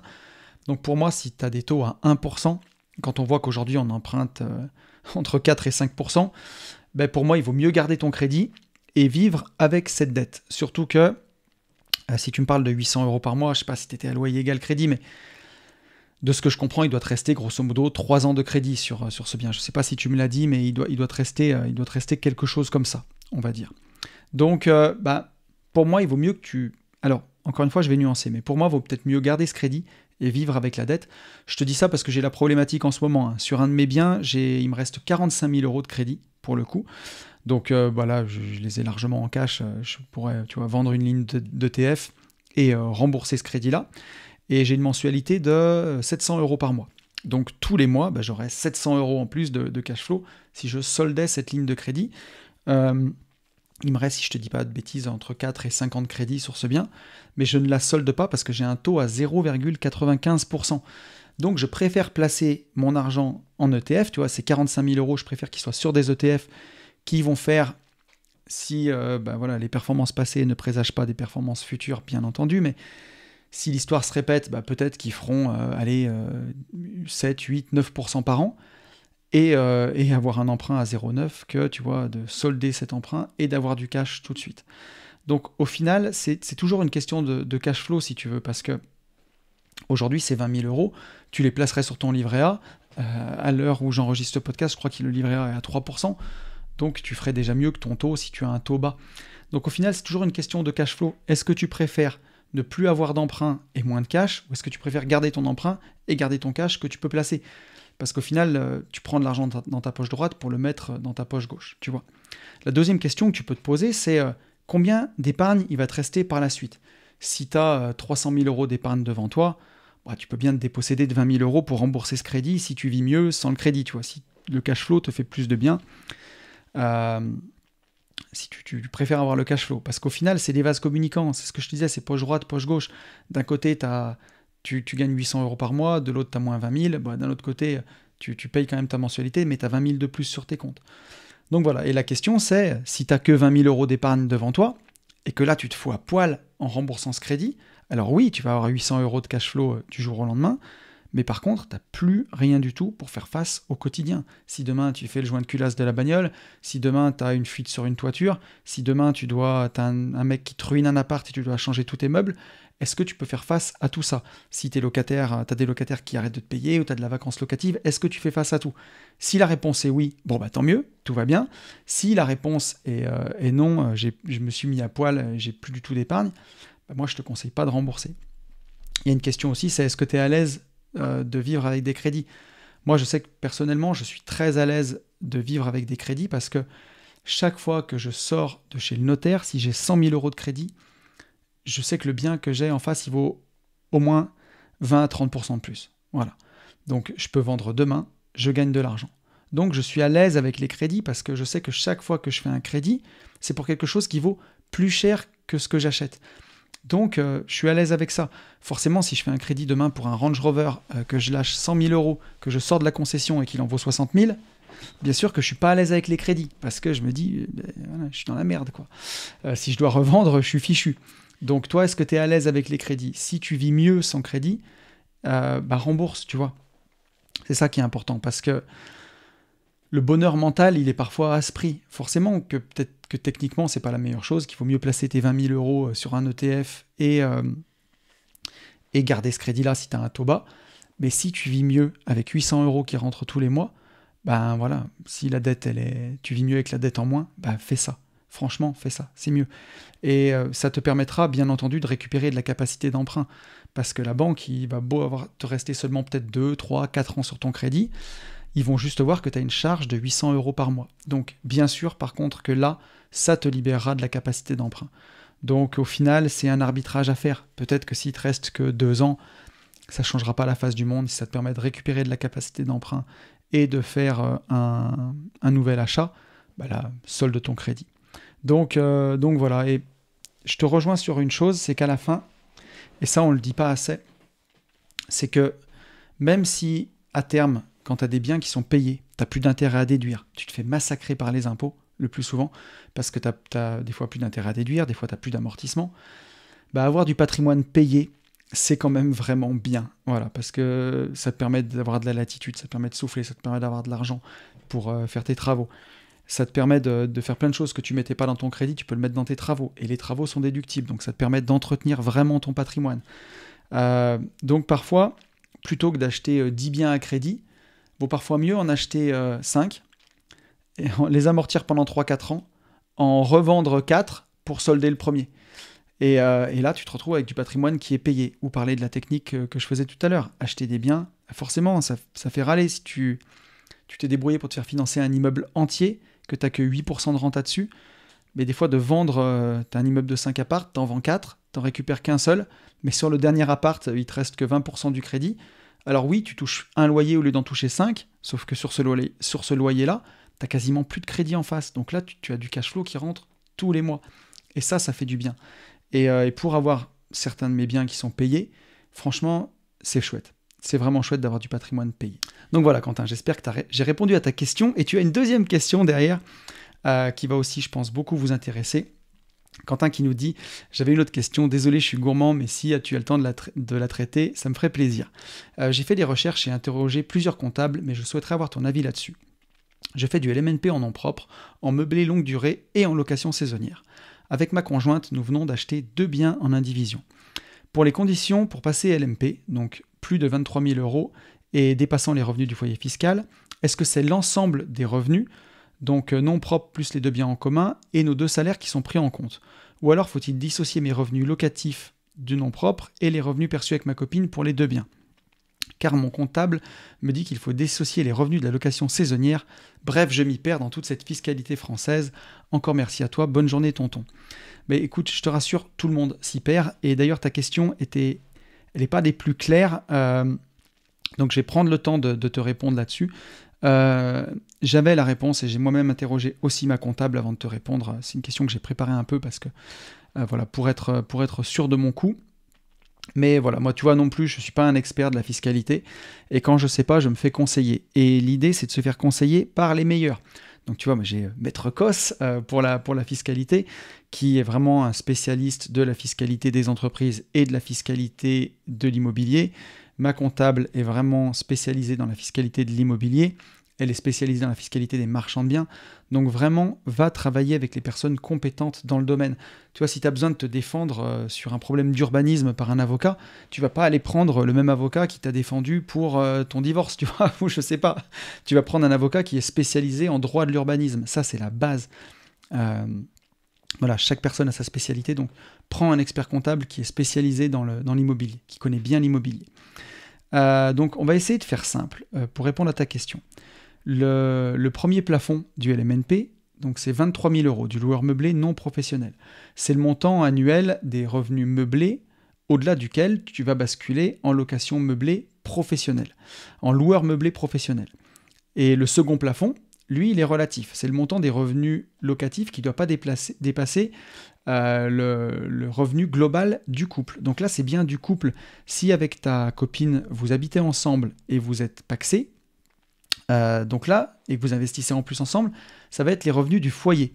Donc typiquement, si vous gagnez, on va prendre des montants bêtes, mais si vous gagnez 10 000 € chacun, avec votre salaire, ça fait 20 000 € de revenus pour le foyer, donc le plafond du LMNP, ça sera 23 000 €. Maintenant, si avec ta copine, vous gagnez 30 000 € chacun, avec votre salaire, le plafond du LMNP, ça deviendra 60 000 €. Ça veut dire que les revenus du couple, les revenus du travail du couple, ce que vous faites avec votre travail, avec votre CDI, avec votre salaire, ça représente 60 000 €. Vous avez le droit de faire jusqu'à 60 000 € de revenus issus de la location meublée sans devenir LMP, en restant LMNP. Et ensuite, tu as un deuxième sujet, c'est la dissociation entre, dans ces revenus meublés, quels sont les revenus meublés issus de la location longue durée, à l'année, et quels sont les revenus issus de la location courte durée. Parce que si tu veux, depuis 2017, si tes recettes, elles dépassent 23 000 €, donc en dessous de 23 000 €, pas besoin de faire la distinction entre le meublé et longue durée et courte durée. En dessous de 23 000 €, pas besoin. Par contre, si les recettes, elles dépassent 23 000 € et que tu fais de la LCD, alors là, sur ces revenus-là, tu payes pas seulement les prélèvements sociaux, mais tu vas payer les cotisations sociales, donc le fameux URSSAF, qui s'appelle URSS AF, le fameux URSSAF. Et tu dois t'affilier à un régime d'URSSAF. Et ça, même si tu es LMNP. Donc, mettons que, tu vois, vous gagnez 30 000 € chacun, vous avez le droit de faire jusqu'à 60 000 € de meublé. Si tu as 30 000 € qui viennent de location meublée à l'année, ça, c'est soumis aux prélèvements sociaux. Et si tu as 30 000 € qui viennent du Airbnb, ça, c'est soumis aux cotisations sociales, donc à l'URSSAF. Voilà. Et donc ça, même si tu es LMNP, donc ça ne concerne pas quand tu fais de la location meublée longue durée. Donc voilà pourquoi ton comptable, il te demande la répartition des deux. J'espère que j'ai été clair parce que c'est des questions qui sont un peu complexes et je te rassure, on s'y perd tous. Encore une fois, ce que j'ai dit là, c'est susceptible de changer parce que c'est pas gravé dans le marbre, parce que la fiscalité française, elle change tout le temps. Donc, va bien poser la question à ton expert comptable. C'est vraiment très important. Et prends un expert comptable qui a l'habitude de l'immobilier. Voilà, si tous les experts comptables ne sont pas spécialisés dans l'IMO, et là, il y a de la matière, hein, entre le LMNP, le LMP et tout. Donc, voilà, j'espère que je t'aurai éclairé.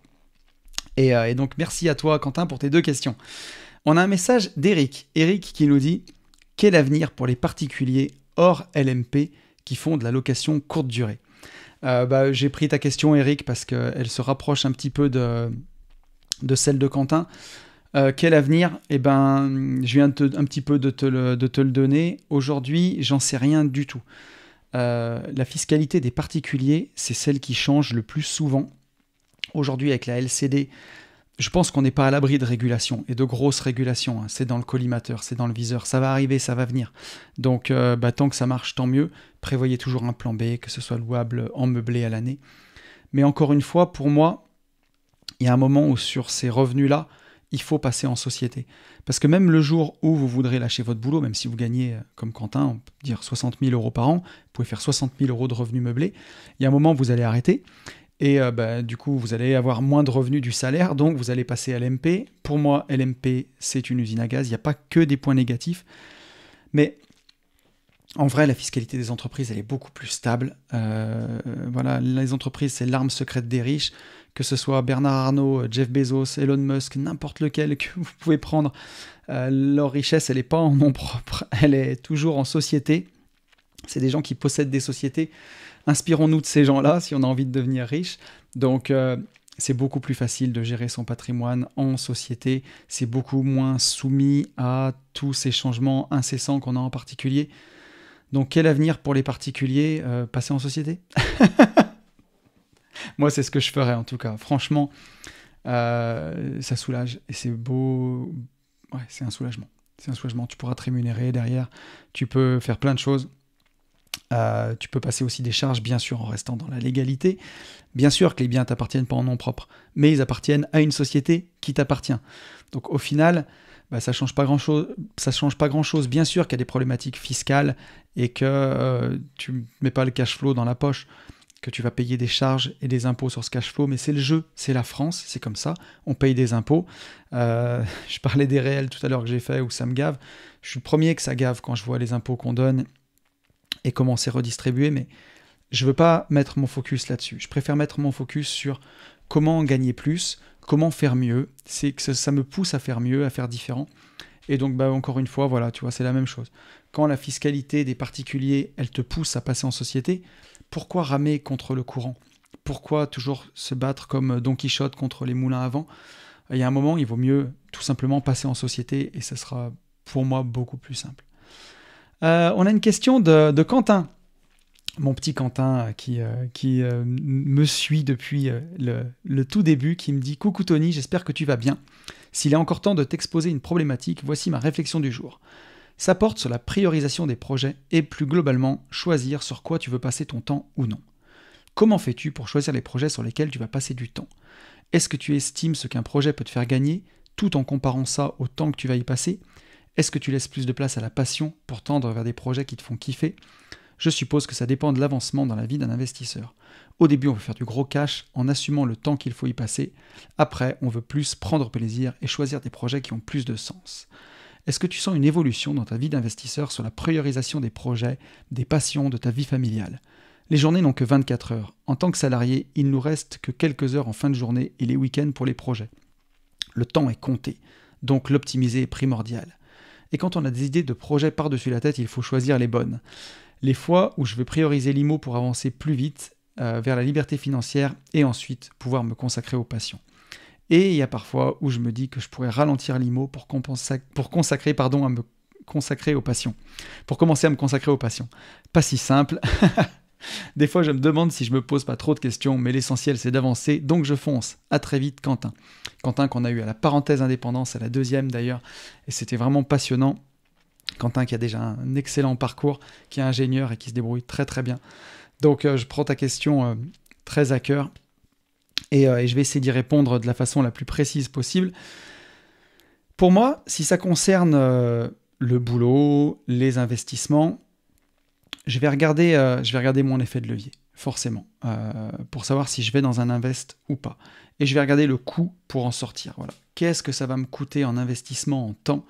Et si je veux en sortir de ce projet-là, qu'est-ce que ça va me coûter? Tu vois, si demain on me dit, on va monter une société de travaux publics, tu vas être associé et tu vas nous aider à regarder les comptes, je vais dire, wow.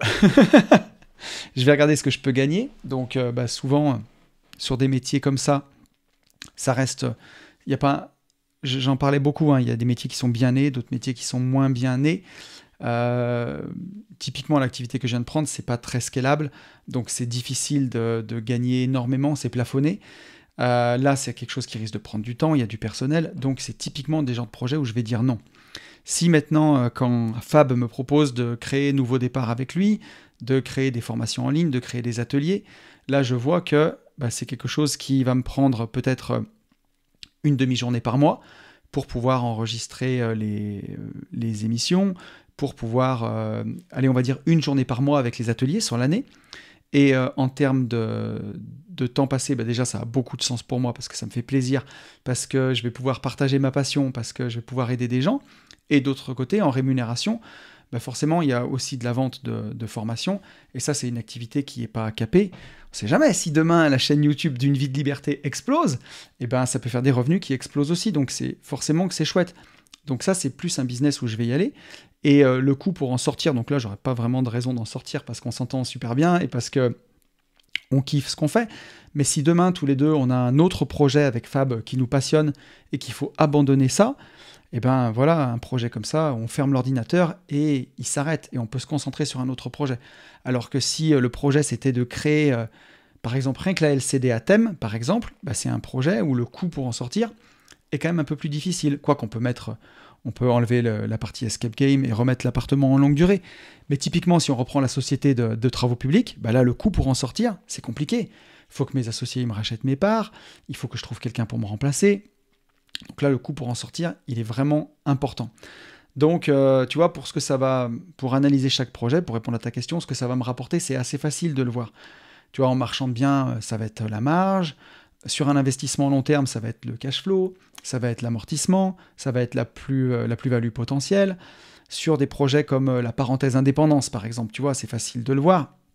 Je vois combien on facture, je vois combien me coûte la location, je vois combien va nous coûter les frais d'hébergement et ainsi de suite. Donc c'est facile de calculer une marge par rapport au temps que je vais y passer, tu vois.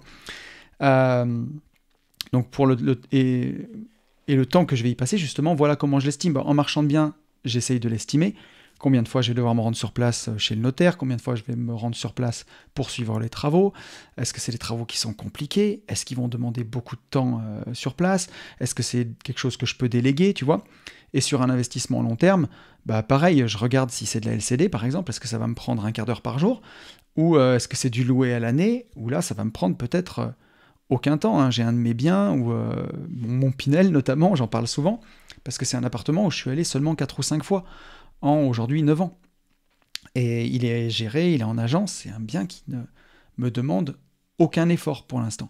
Donc, tu vois, ça va rentrer en ligne de compte. Et bien sûr, aujourd'hui, je regarde que ça ait du sens pour moi, parce que je ne ferai rien qui m'ennuie pour l'argent. Aujourd'hui, je ne ferai plus rien pour l'argent. J'ai envie de te dire même, alors on a tous un prix, hein, mais peu importe le potentiel de gain. Si demain, tu me proposes, disons n'importe quoi, 500 000 euros par an, tu vois, un truc énorme, 40 000 euros par mois, 500 000 euros par an, pour reprendre mon ancien boulot. Je le ferai pas. Même si c'est bien plus que ce que je gagne aujourd'hui, tu vois, par exemple, je sais pas, tu me proposes 3, 4, 5 fois ce que je gagne aujourd'hui, je ne le ferai pas, tu vois. Même si je me dis, allez, je le fais 3 ans, et comme ça, j'ai plié le game et j'ai plus jamais besoin de travailler de toute ma vie. Non. Parce qu'aujourd'hui, j'ai assez. Et tu vois, même à l'époque où j'avais juste remplacé mon salaire, où je gagnais 4 000 euros par mois de mes revenus locatifs et boursiers de mes investissements, je t'aurais déjà dit non. J'ai gagné 4 000 euros par mois, tu me proposais 10 fois ça, 40 000 euros par mois pour redevenir, échanger mon temps contre de l'argent, 70 heures par semaine, avec tout le package, les salariés et tout, je t'aurais dit non. Parce qu'on ne peut plus m'acheter avec de l'argent. Voilà. ou presque. C'est pareil, on a tous un prix. Hein. Tu me proposes 1 milliard par mois. Oui, je vais y retourner, forcément. Je vais faire un mois et après, j'irai avec Cristiano Ronaldo boire des mojitos, tu vois. Mais, et encore, je le ferai même pas parce que je crois que je continuerai de partager parce que voilà, je pense qu'au bout de 3 semaines à boire des mojitos, bon, déjà, je commencerai à plus voir mes abdos et ça m'énerverait et j'aurais envie d'autre chose. Mais ce que je veux dire, c'est que pour moi, quand je parle de liberté, c'est vraiment important et c'est vraiment dans mes valeurs essentielles, quoi. Tu vois, ça va au-delà de l'argent. Et alors, bien sûr qu'on a tous un prix. Tu proposes un prix indécent, même 300 000 euros par mois, je suis même pas sûr. Ah, si, je le fais à un an. Toi, on a tous un prix. On pourrait faire un podcast un jour là-dessus. On a tous un prix. Forcément, si c'est démesuré, tu vois, si en un mois on te propose ton revenu annuel, est-ce que ça vaut pas le coup de le faire quelques mois ? Mais je crois même pas, tu vois. Franchement, aujourd'hui, j'ai atteint une telle liberté, je kiffe tellement mes journées, je kiffe tellement ma vie que je le ferai pas. Donc, je fais rien qui m'ennuie pour de l'argent aujourd'hui. Et bien sûr qu'il y a une grosse évolution. Justement, regarde avant, au début de ma carrière d'investisseur, j'étais dans les travaux publics, je faisais 70 heures par semaine, pour en moyenne 5 000 euros par mois. Aujourd'hui, ça, je ne le referai plus. Et à l'époque, j'ai accepté de le faire parce qu'il fallait bien que je mette de l'essence dans la machine. Il fallait bien que je démarre la machine. Et aujourd'hui, tu vois, maintenant que j'ai plus de temps pour analyser les invests, que j'ai pas besoin de les faire sur un coup de tête, j'essaye vraiment de trouver des hacks pour aller plus vite. Je vous en ai donné un dans ce podcast. Pour, tu vois, ou mettre mon énergie dans des projets où il y a de l'effet de levier, où je vais gagner plus, tu vois, typiquement du marchand de biens. Pourquoi pas chercher des plus grosses opérations, c'est ce qu'on est en train de faire aujourd'hui, hein, ce qu'on essaye de faire, trouver des plus grosses OP, où on s'associe, mais justement on peut négocier encore plus fort, et utiliser l'argent, tu vois, des gens du podcast privé par exemple, pour aller investir ensemble et lever des plus gros projets, en y passant le même temps, tu vois. Faire des remboursements anticipés de crédit, comme on répondait à la question de l'autre Quentin tout à l'heure, pour aller plus vite, des achats-reventes, le mélange achat-revente, investissement à long terme. Donc bien sûr, aujourd'hui, j'essaye de trouver des hacks, vraiment. Et c'est ça qu'il faut faire, parce qu'on ne vit pas jusqu'à 300 ans. On vivrait jusqu'à 300 ans en bonne santé, tu vois. Bah, tu tapes 100 ans de rat race, tu vois, comme un bagnard, tu t'économises à mort, tu fais l'asset, et après, tu sais que tu as 200 ans pour profiter de la richesse que tu as créée, tu vois.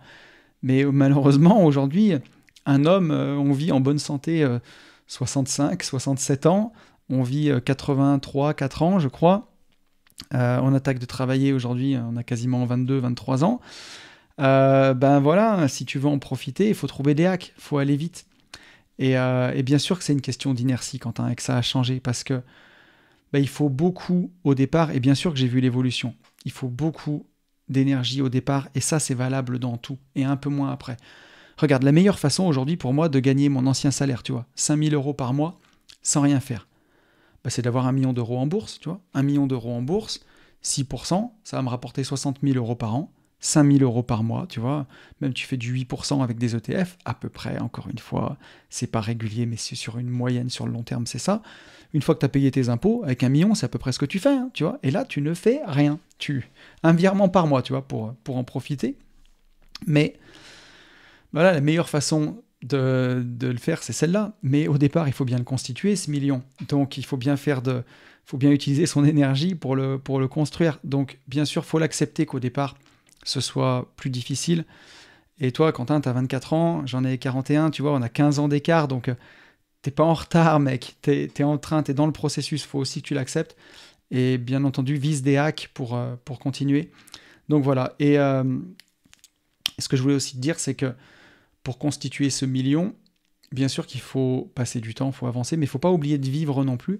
Et la question que je vais te poser, c'est pourquoi ne pas essayer, dès à présent, de monétiser un peu ta passion ?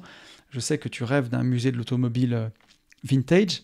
Est-ce que tu n'as pas quelque chose à faire là-dedans, déjà ? En commençant, tu vois, un petit peu. Et si tu arrives à le monétiser, ben, tu vas allier vraiment l'utile à l'agréable, surtout que c'est vraiment une passion pour toi. Et tu commenceras à profiter sur le chemin, tu vois. Moi, c'est vrai que j'avais cette passion du développement personnel, de transmettre, d'aider les gens.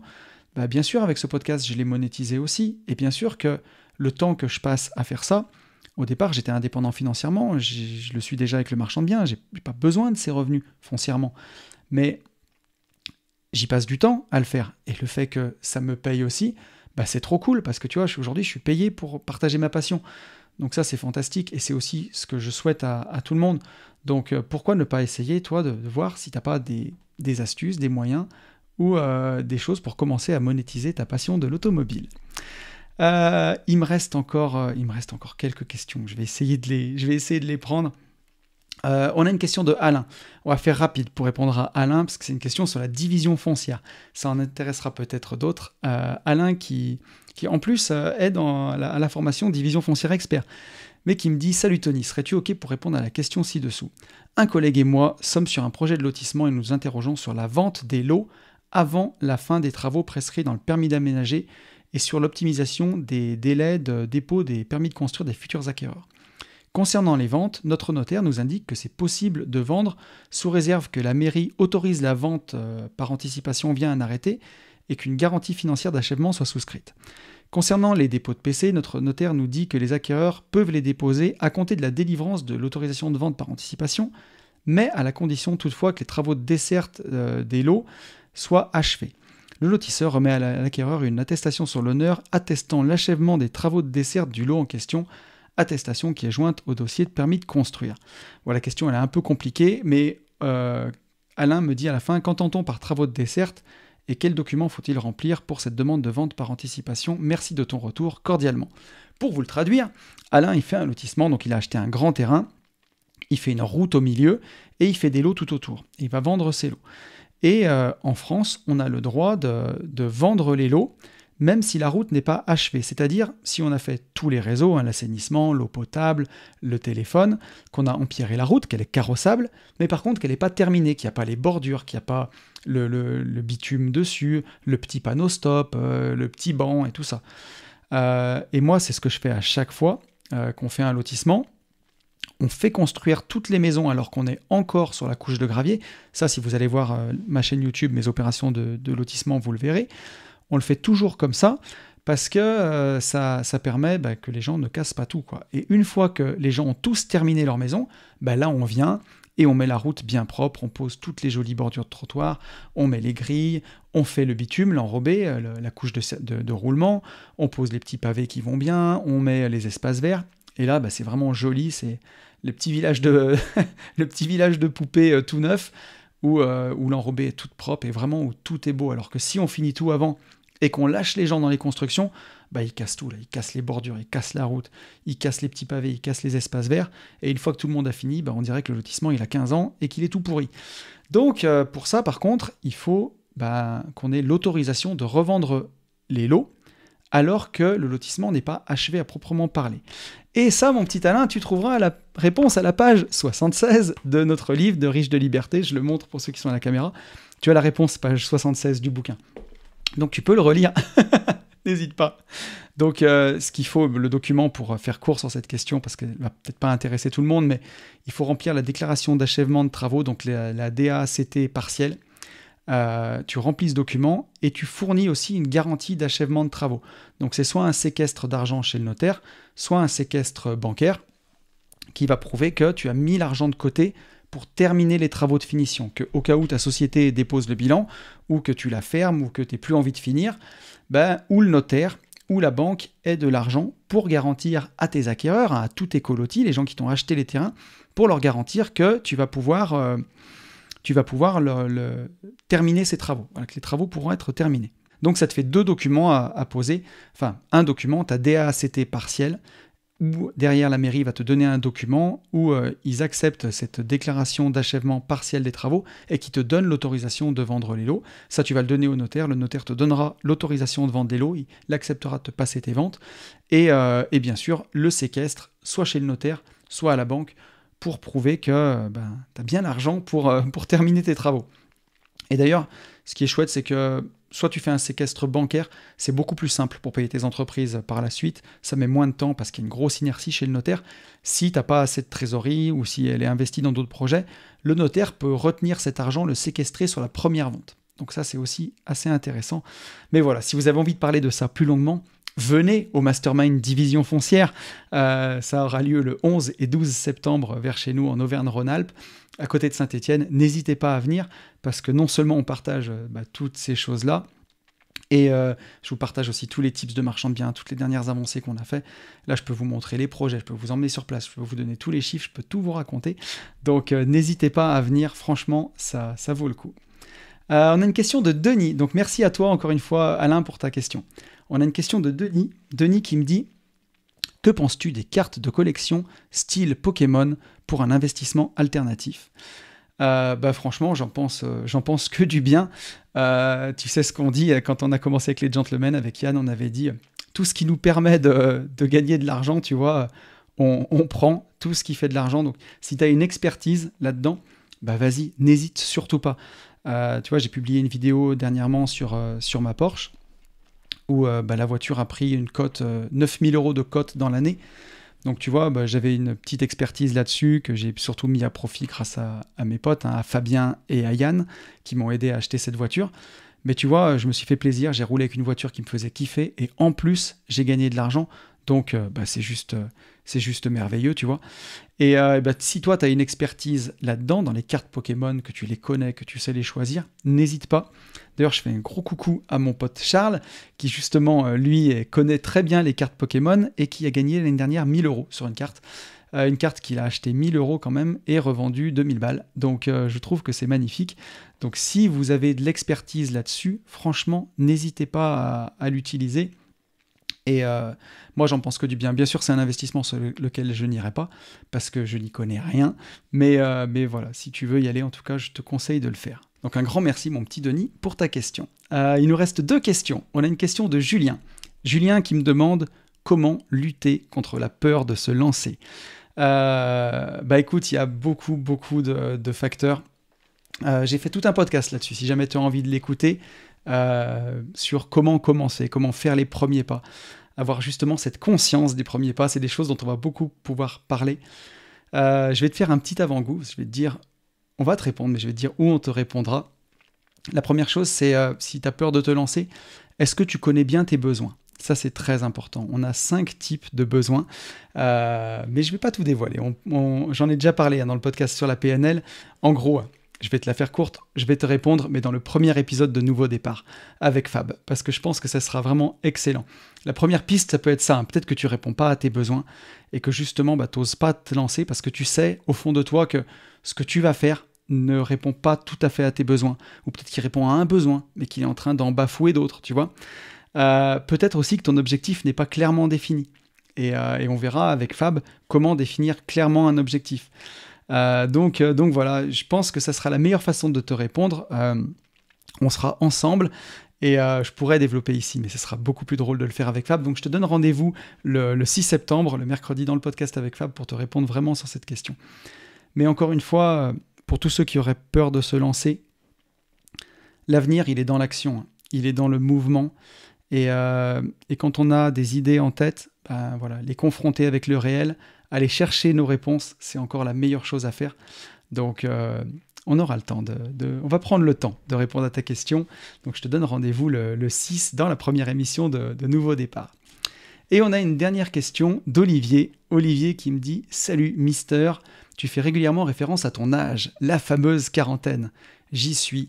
Est-ce encore temps pour moi de commencer à investir, sachant que même à cet âge, mes revenus et conditions de vie sont au plus bas.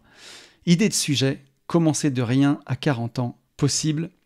Merci à toi. » Alors bien sûr mon petit Olivier, bien sûr que c'est possible. Alors déjà la première chose que je te conseille de faire, c'est de télécharger la formation gratuite que j'ai fait qui dure 1h20, qui est vraiment une vraie formation qui pourrait être vendue peut-être 150 €, tu vois, comme les premières formations, la formation ETF ou la formation finance perso. Je te conseille vraiment de faire cette formation, ça va t'aider. Ça, c'est sûr. Alors oui, je fais régulièrement référence à mon âge, parce que bien sûr, je vois les années passer et je me dis, c'est fou que j'ai déjà quitté mon job il y a quasiment 5 ans. Et je vois le temps passer, et quand on profite, quand on s'éclate, le temps passe encore plus vite. Donc on voit le temps passer, et je dis toujours qu'on surestime ce qu'on peut faire en 1 an et on sous-estime ce qu'on peut faire en 5. Quand je vois ce que j'ai fait ces 5 dernières années, tout ce que j'ai mis en place, c'est juste incroyable, quoi. Donc, bien sûr que c'est encore le moment. Bien sûr, Olive. Le meilleur moment, je suis d'accord avec toi, c'était il y a 20 ans. Voilà, tu avais 20 ans, tu aurais pu te lancer. Toi, aujourd'hui, tu serais indépendant financièrement, tu aurais plein d'argent, tu aurais beaucoup avancé. C'est sûr que c'était le meilleur moment. Maintenant, moi, je ne l'ai pas fait à 20 ans, tu vois. J'ai attaqué à 28. Donc, j'ai 41, ça fait 13 ans. Tu vois, je me suis mis bien. Imagine, tu attaques maintenant, tu as 40, à 53, si tu fais le même parcours, tu seras bien, tu vois. Et tu peux faire beaucoup plus vite que ça. C'est pour ça que ce que je veux dire, c'est que c'est bateau de dire ça, mais le deuxième meilleur moment, c'est aujourd'hui. Il faut arrêter d'attendre, faut se lancer. Et tu me dis qu'aujourd'hui, tes conditions de vie, tes revenus sont au plus bas. Il faut vraiment que ça t'alerte. Parce que si aujourd'hui, tes conditions de vie, tes revenus sont au plus bas, mais qu'en sera-t-il dans 25 ans, quoi? Tu vois, quand tu auras 65 ans, quand ça sera l'âge de la retraite, il sera sûrement à 67 ans, hein, quand je ne sais même plus à combien il est aujourd'hui, c'est 65, 67. Il sera peut-être même à 70 ans dans 20 ans. Mais qu'en sera-t-il, tu vois? Donc ça, il faut que ça t'alerte, tu vois. Est-ce qu'il ne faut pas que tu changes de travail? Vraiment, pour moi, chaque journée, c'est un nouveau départ. C'est de décider de prendre un nouveau départ. C'est pas pour rien avec Fab qu'on a appelé cette nouvelle émission Nouveau départ. Chaque journée, c'est une occasion de prendre un nouveau départ dans la vie, de démarrer, d'avancer. Donc, bien sûr, le meilleur moment, c'était à 20 ans. Le deuxième meilleur moment, c'est aujourd'hui. Maintenant, tu peux prendre un nouveau départ, tu peux avancer. Peut-être commencer par te dire que voilà, si tes conditions de revenus, tes conditions de vie, elles sont au plus bas aujourd'hui, ne pas l'accepter en fait. Vouloir mieux pour toi. Te dire que tu ne l'acceptes pas. Tu veux mieux pour toi, donc voilà, tu refuses et commencer peut-être par chercher un meilleur boulot, tu vois. Peut-être faire une formation, aller vers quelque chose qui t'a toujours intéressé, quelque chose qui gagne, peut-être des métiers du commerce, tu vois, où il y a des commissions. Il y a plein de choses à essayer. Mais voilà, déjà changer de travail. Et ensuite, commencer petit, parce que vraiment, imagine que ça ne marche pas, et que tu essayes, et que dans le meilleur des cas, tu fasses juste un complément de revenu de 500 €, tu vois. Tu n'arrives pas à atteindre ton indépendance financière, mais tu fais un complément de revenu de 500 €. Est-ce que 500 € en plus par mois à vie, c'est pas déjà génial? Tu vois, quand tu seras à la retraite, ça te permet d'offrir des cadeaux à tes petits-enfants, ça te permet de te payer un resto, ça te permet de t'offrir des vacances, ça te permet plein de choses. Donc rien que ça, même si tu arrivais à faire seulement ça, ça serait déjà génial. Et dis-toi que, je l'expliquais tout à l'heure, mais la progression, elle est exponentielle au début. Et franchement, les premiers pas, c'est les plus durs. Parce que, voilà, c'est un petit appart par un petit appart, c'est 200 € de cash flow par 200 € de cash flow, c'est 300, 400 € de cash flow LCD par-ci, par-là. Et ça prend du temps. Mais avec le temps, avec la magie des intérêts composés, avec ta plus-value latente, avec ton cash flow, voilà, avec l'amortissement de tes biens surtout, avec le temps, tu crées du patrimoine, tu avances, et c'est ce qui fait que chaque pas, il est moins dur que celui d'avant. Donc plus on avance, plus c'est facile. Et c'est ça qu'il faut retenir en investissement. En tout cas, moi, c'est mon sentiment que plus j'avance, plus c'est facile. Avant, c'était difficile. Alors bien sûr, je me mets toujours en difficulté. Bien sûr que je me demande toujours plus, que je vais chercher toujours plus, que je me challenge, que je me lance des défis parce que c'est dans ma nature et parce que j'aime ça. Mais si je voulais me la couler douce aujourd'hui, ça serait facile. Ce serait facile. Alors qu'il y a 15 ans, c'était impossible. J'avais rien fait. Donc, l'idée, c'est ça. Et commencer de rien à 40 ans, c'est comme commencer de rien à 20 ans, tu vois. Tu peux attaquer par la formation gratuite. Après, si tu veux te lancer en immobilier, tu peux attaquer par exemple par la formation Rookie Booster. Et ensuite, c'est d'acheter un premier bien. Commence petit. Un petit DCA, déjà change de boulot. Va vers un boulot qui te paye mieux. Et ça, c'est trouvable. C'est trouvable. Donc, va vers un boulot qui te paye mieux, ou demande de l'avancement, ou passe une formation pour gagner plus. Ça, c'est la base. Ensuite, tout ce que tu as en plus par rapport à ce que tu as maintenant, je sais pas, si tu gagnais 1500 €, si tu te mets à gagner 1008, c'est 300 €, tu en mets 150 de côté pour te constituer un apport, 150 de côté en bourse, par exemple, tu vois, sur des ETF. Et là, tu commences à créer de la richesse. Et tu es en mouvement. Ensuite, tu vas acheter un premier appart, tu vas le mettre en LCD, tu vas faire du cash flow. Et là, tu commences à l'amorcer, cette pompe. Et plus ça va aller, plus ce sera facile. Dis-toi que tu es à 25 ans de la retraite. Donc, le temps que tu as devant toi, malgré tout, il est énorme. Encore une fois, regarde ce que j'ai réussi à faire en 15 ans, regarde ce que j'ai réussi à faire en 5 ans. Et voilà, t'es à 25 ans de la retraite, t'as encore du temps. Donc bien sûr que c'est pas trop tard à 40 ans, encore heureux que c'est pas trop tard. Mais voilà, faut plus attendre aujourd'hui. Faut plus attendre. Et 50, c'est pas trop vieux non plus. Et même 60, c'est pas trop vieux. Par contre, faut commencer aujourd'hui. Donc voilà, j'espère que ce message aura trouvé son chemin, Olivier. Merci encore à toi pour ta question. Et on en arrive à la fin de ce très long podcast, quasiment 2 heures tout seul. Ah, ça m'a fait plaisir. J'étais ravi de passer ce moment avec vous. C'était vraiment trop bien. Voilà, je vais repartir pour une semaine de vacances avec mes enfants et ça va être vraiment génial. J'ai hâte. Si vous allez écouter ce podcast le 28 août, donc ça a plutôt un petit goût de reprise quand même. Hein. Donc si vous reprenez, et voilà, je vous souhaite vraiment le meilleur pour votre reprise. Si vous êtes encore en vacances, profitez-en. Si vous avez du temps pour vous former en vacances, vous avez la formation gratuite qui est téléchargeable maintenant. Si vous voulez vous former pour la rentrée, pour attaquer, ou revoir des bases, ou voilà, je donne pas mal de tips dans cette formation. Donc n'hésitez pas, vous m'en direz des nouvelles. Merci d'avoir été avec moi dans ce podcast, ça me fait très très plaisir. Je vous donne rendez-vous le 6 septembre avec Fabien. Et en attendant, je vous souhaite le meilleur, et vous le savez, je vous souhaite, par-dessus tout, de vivre libre.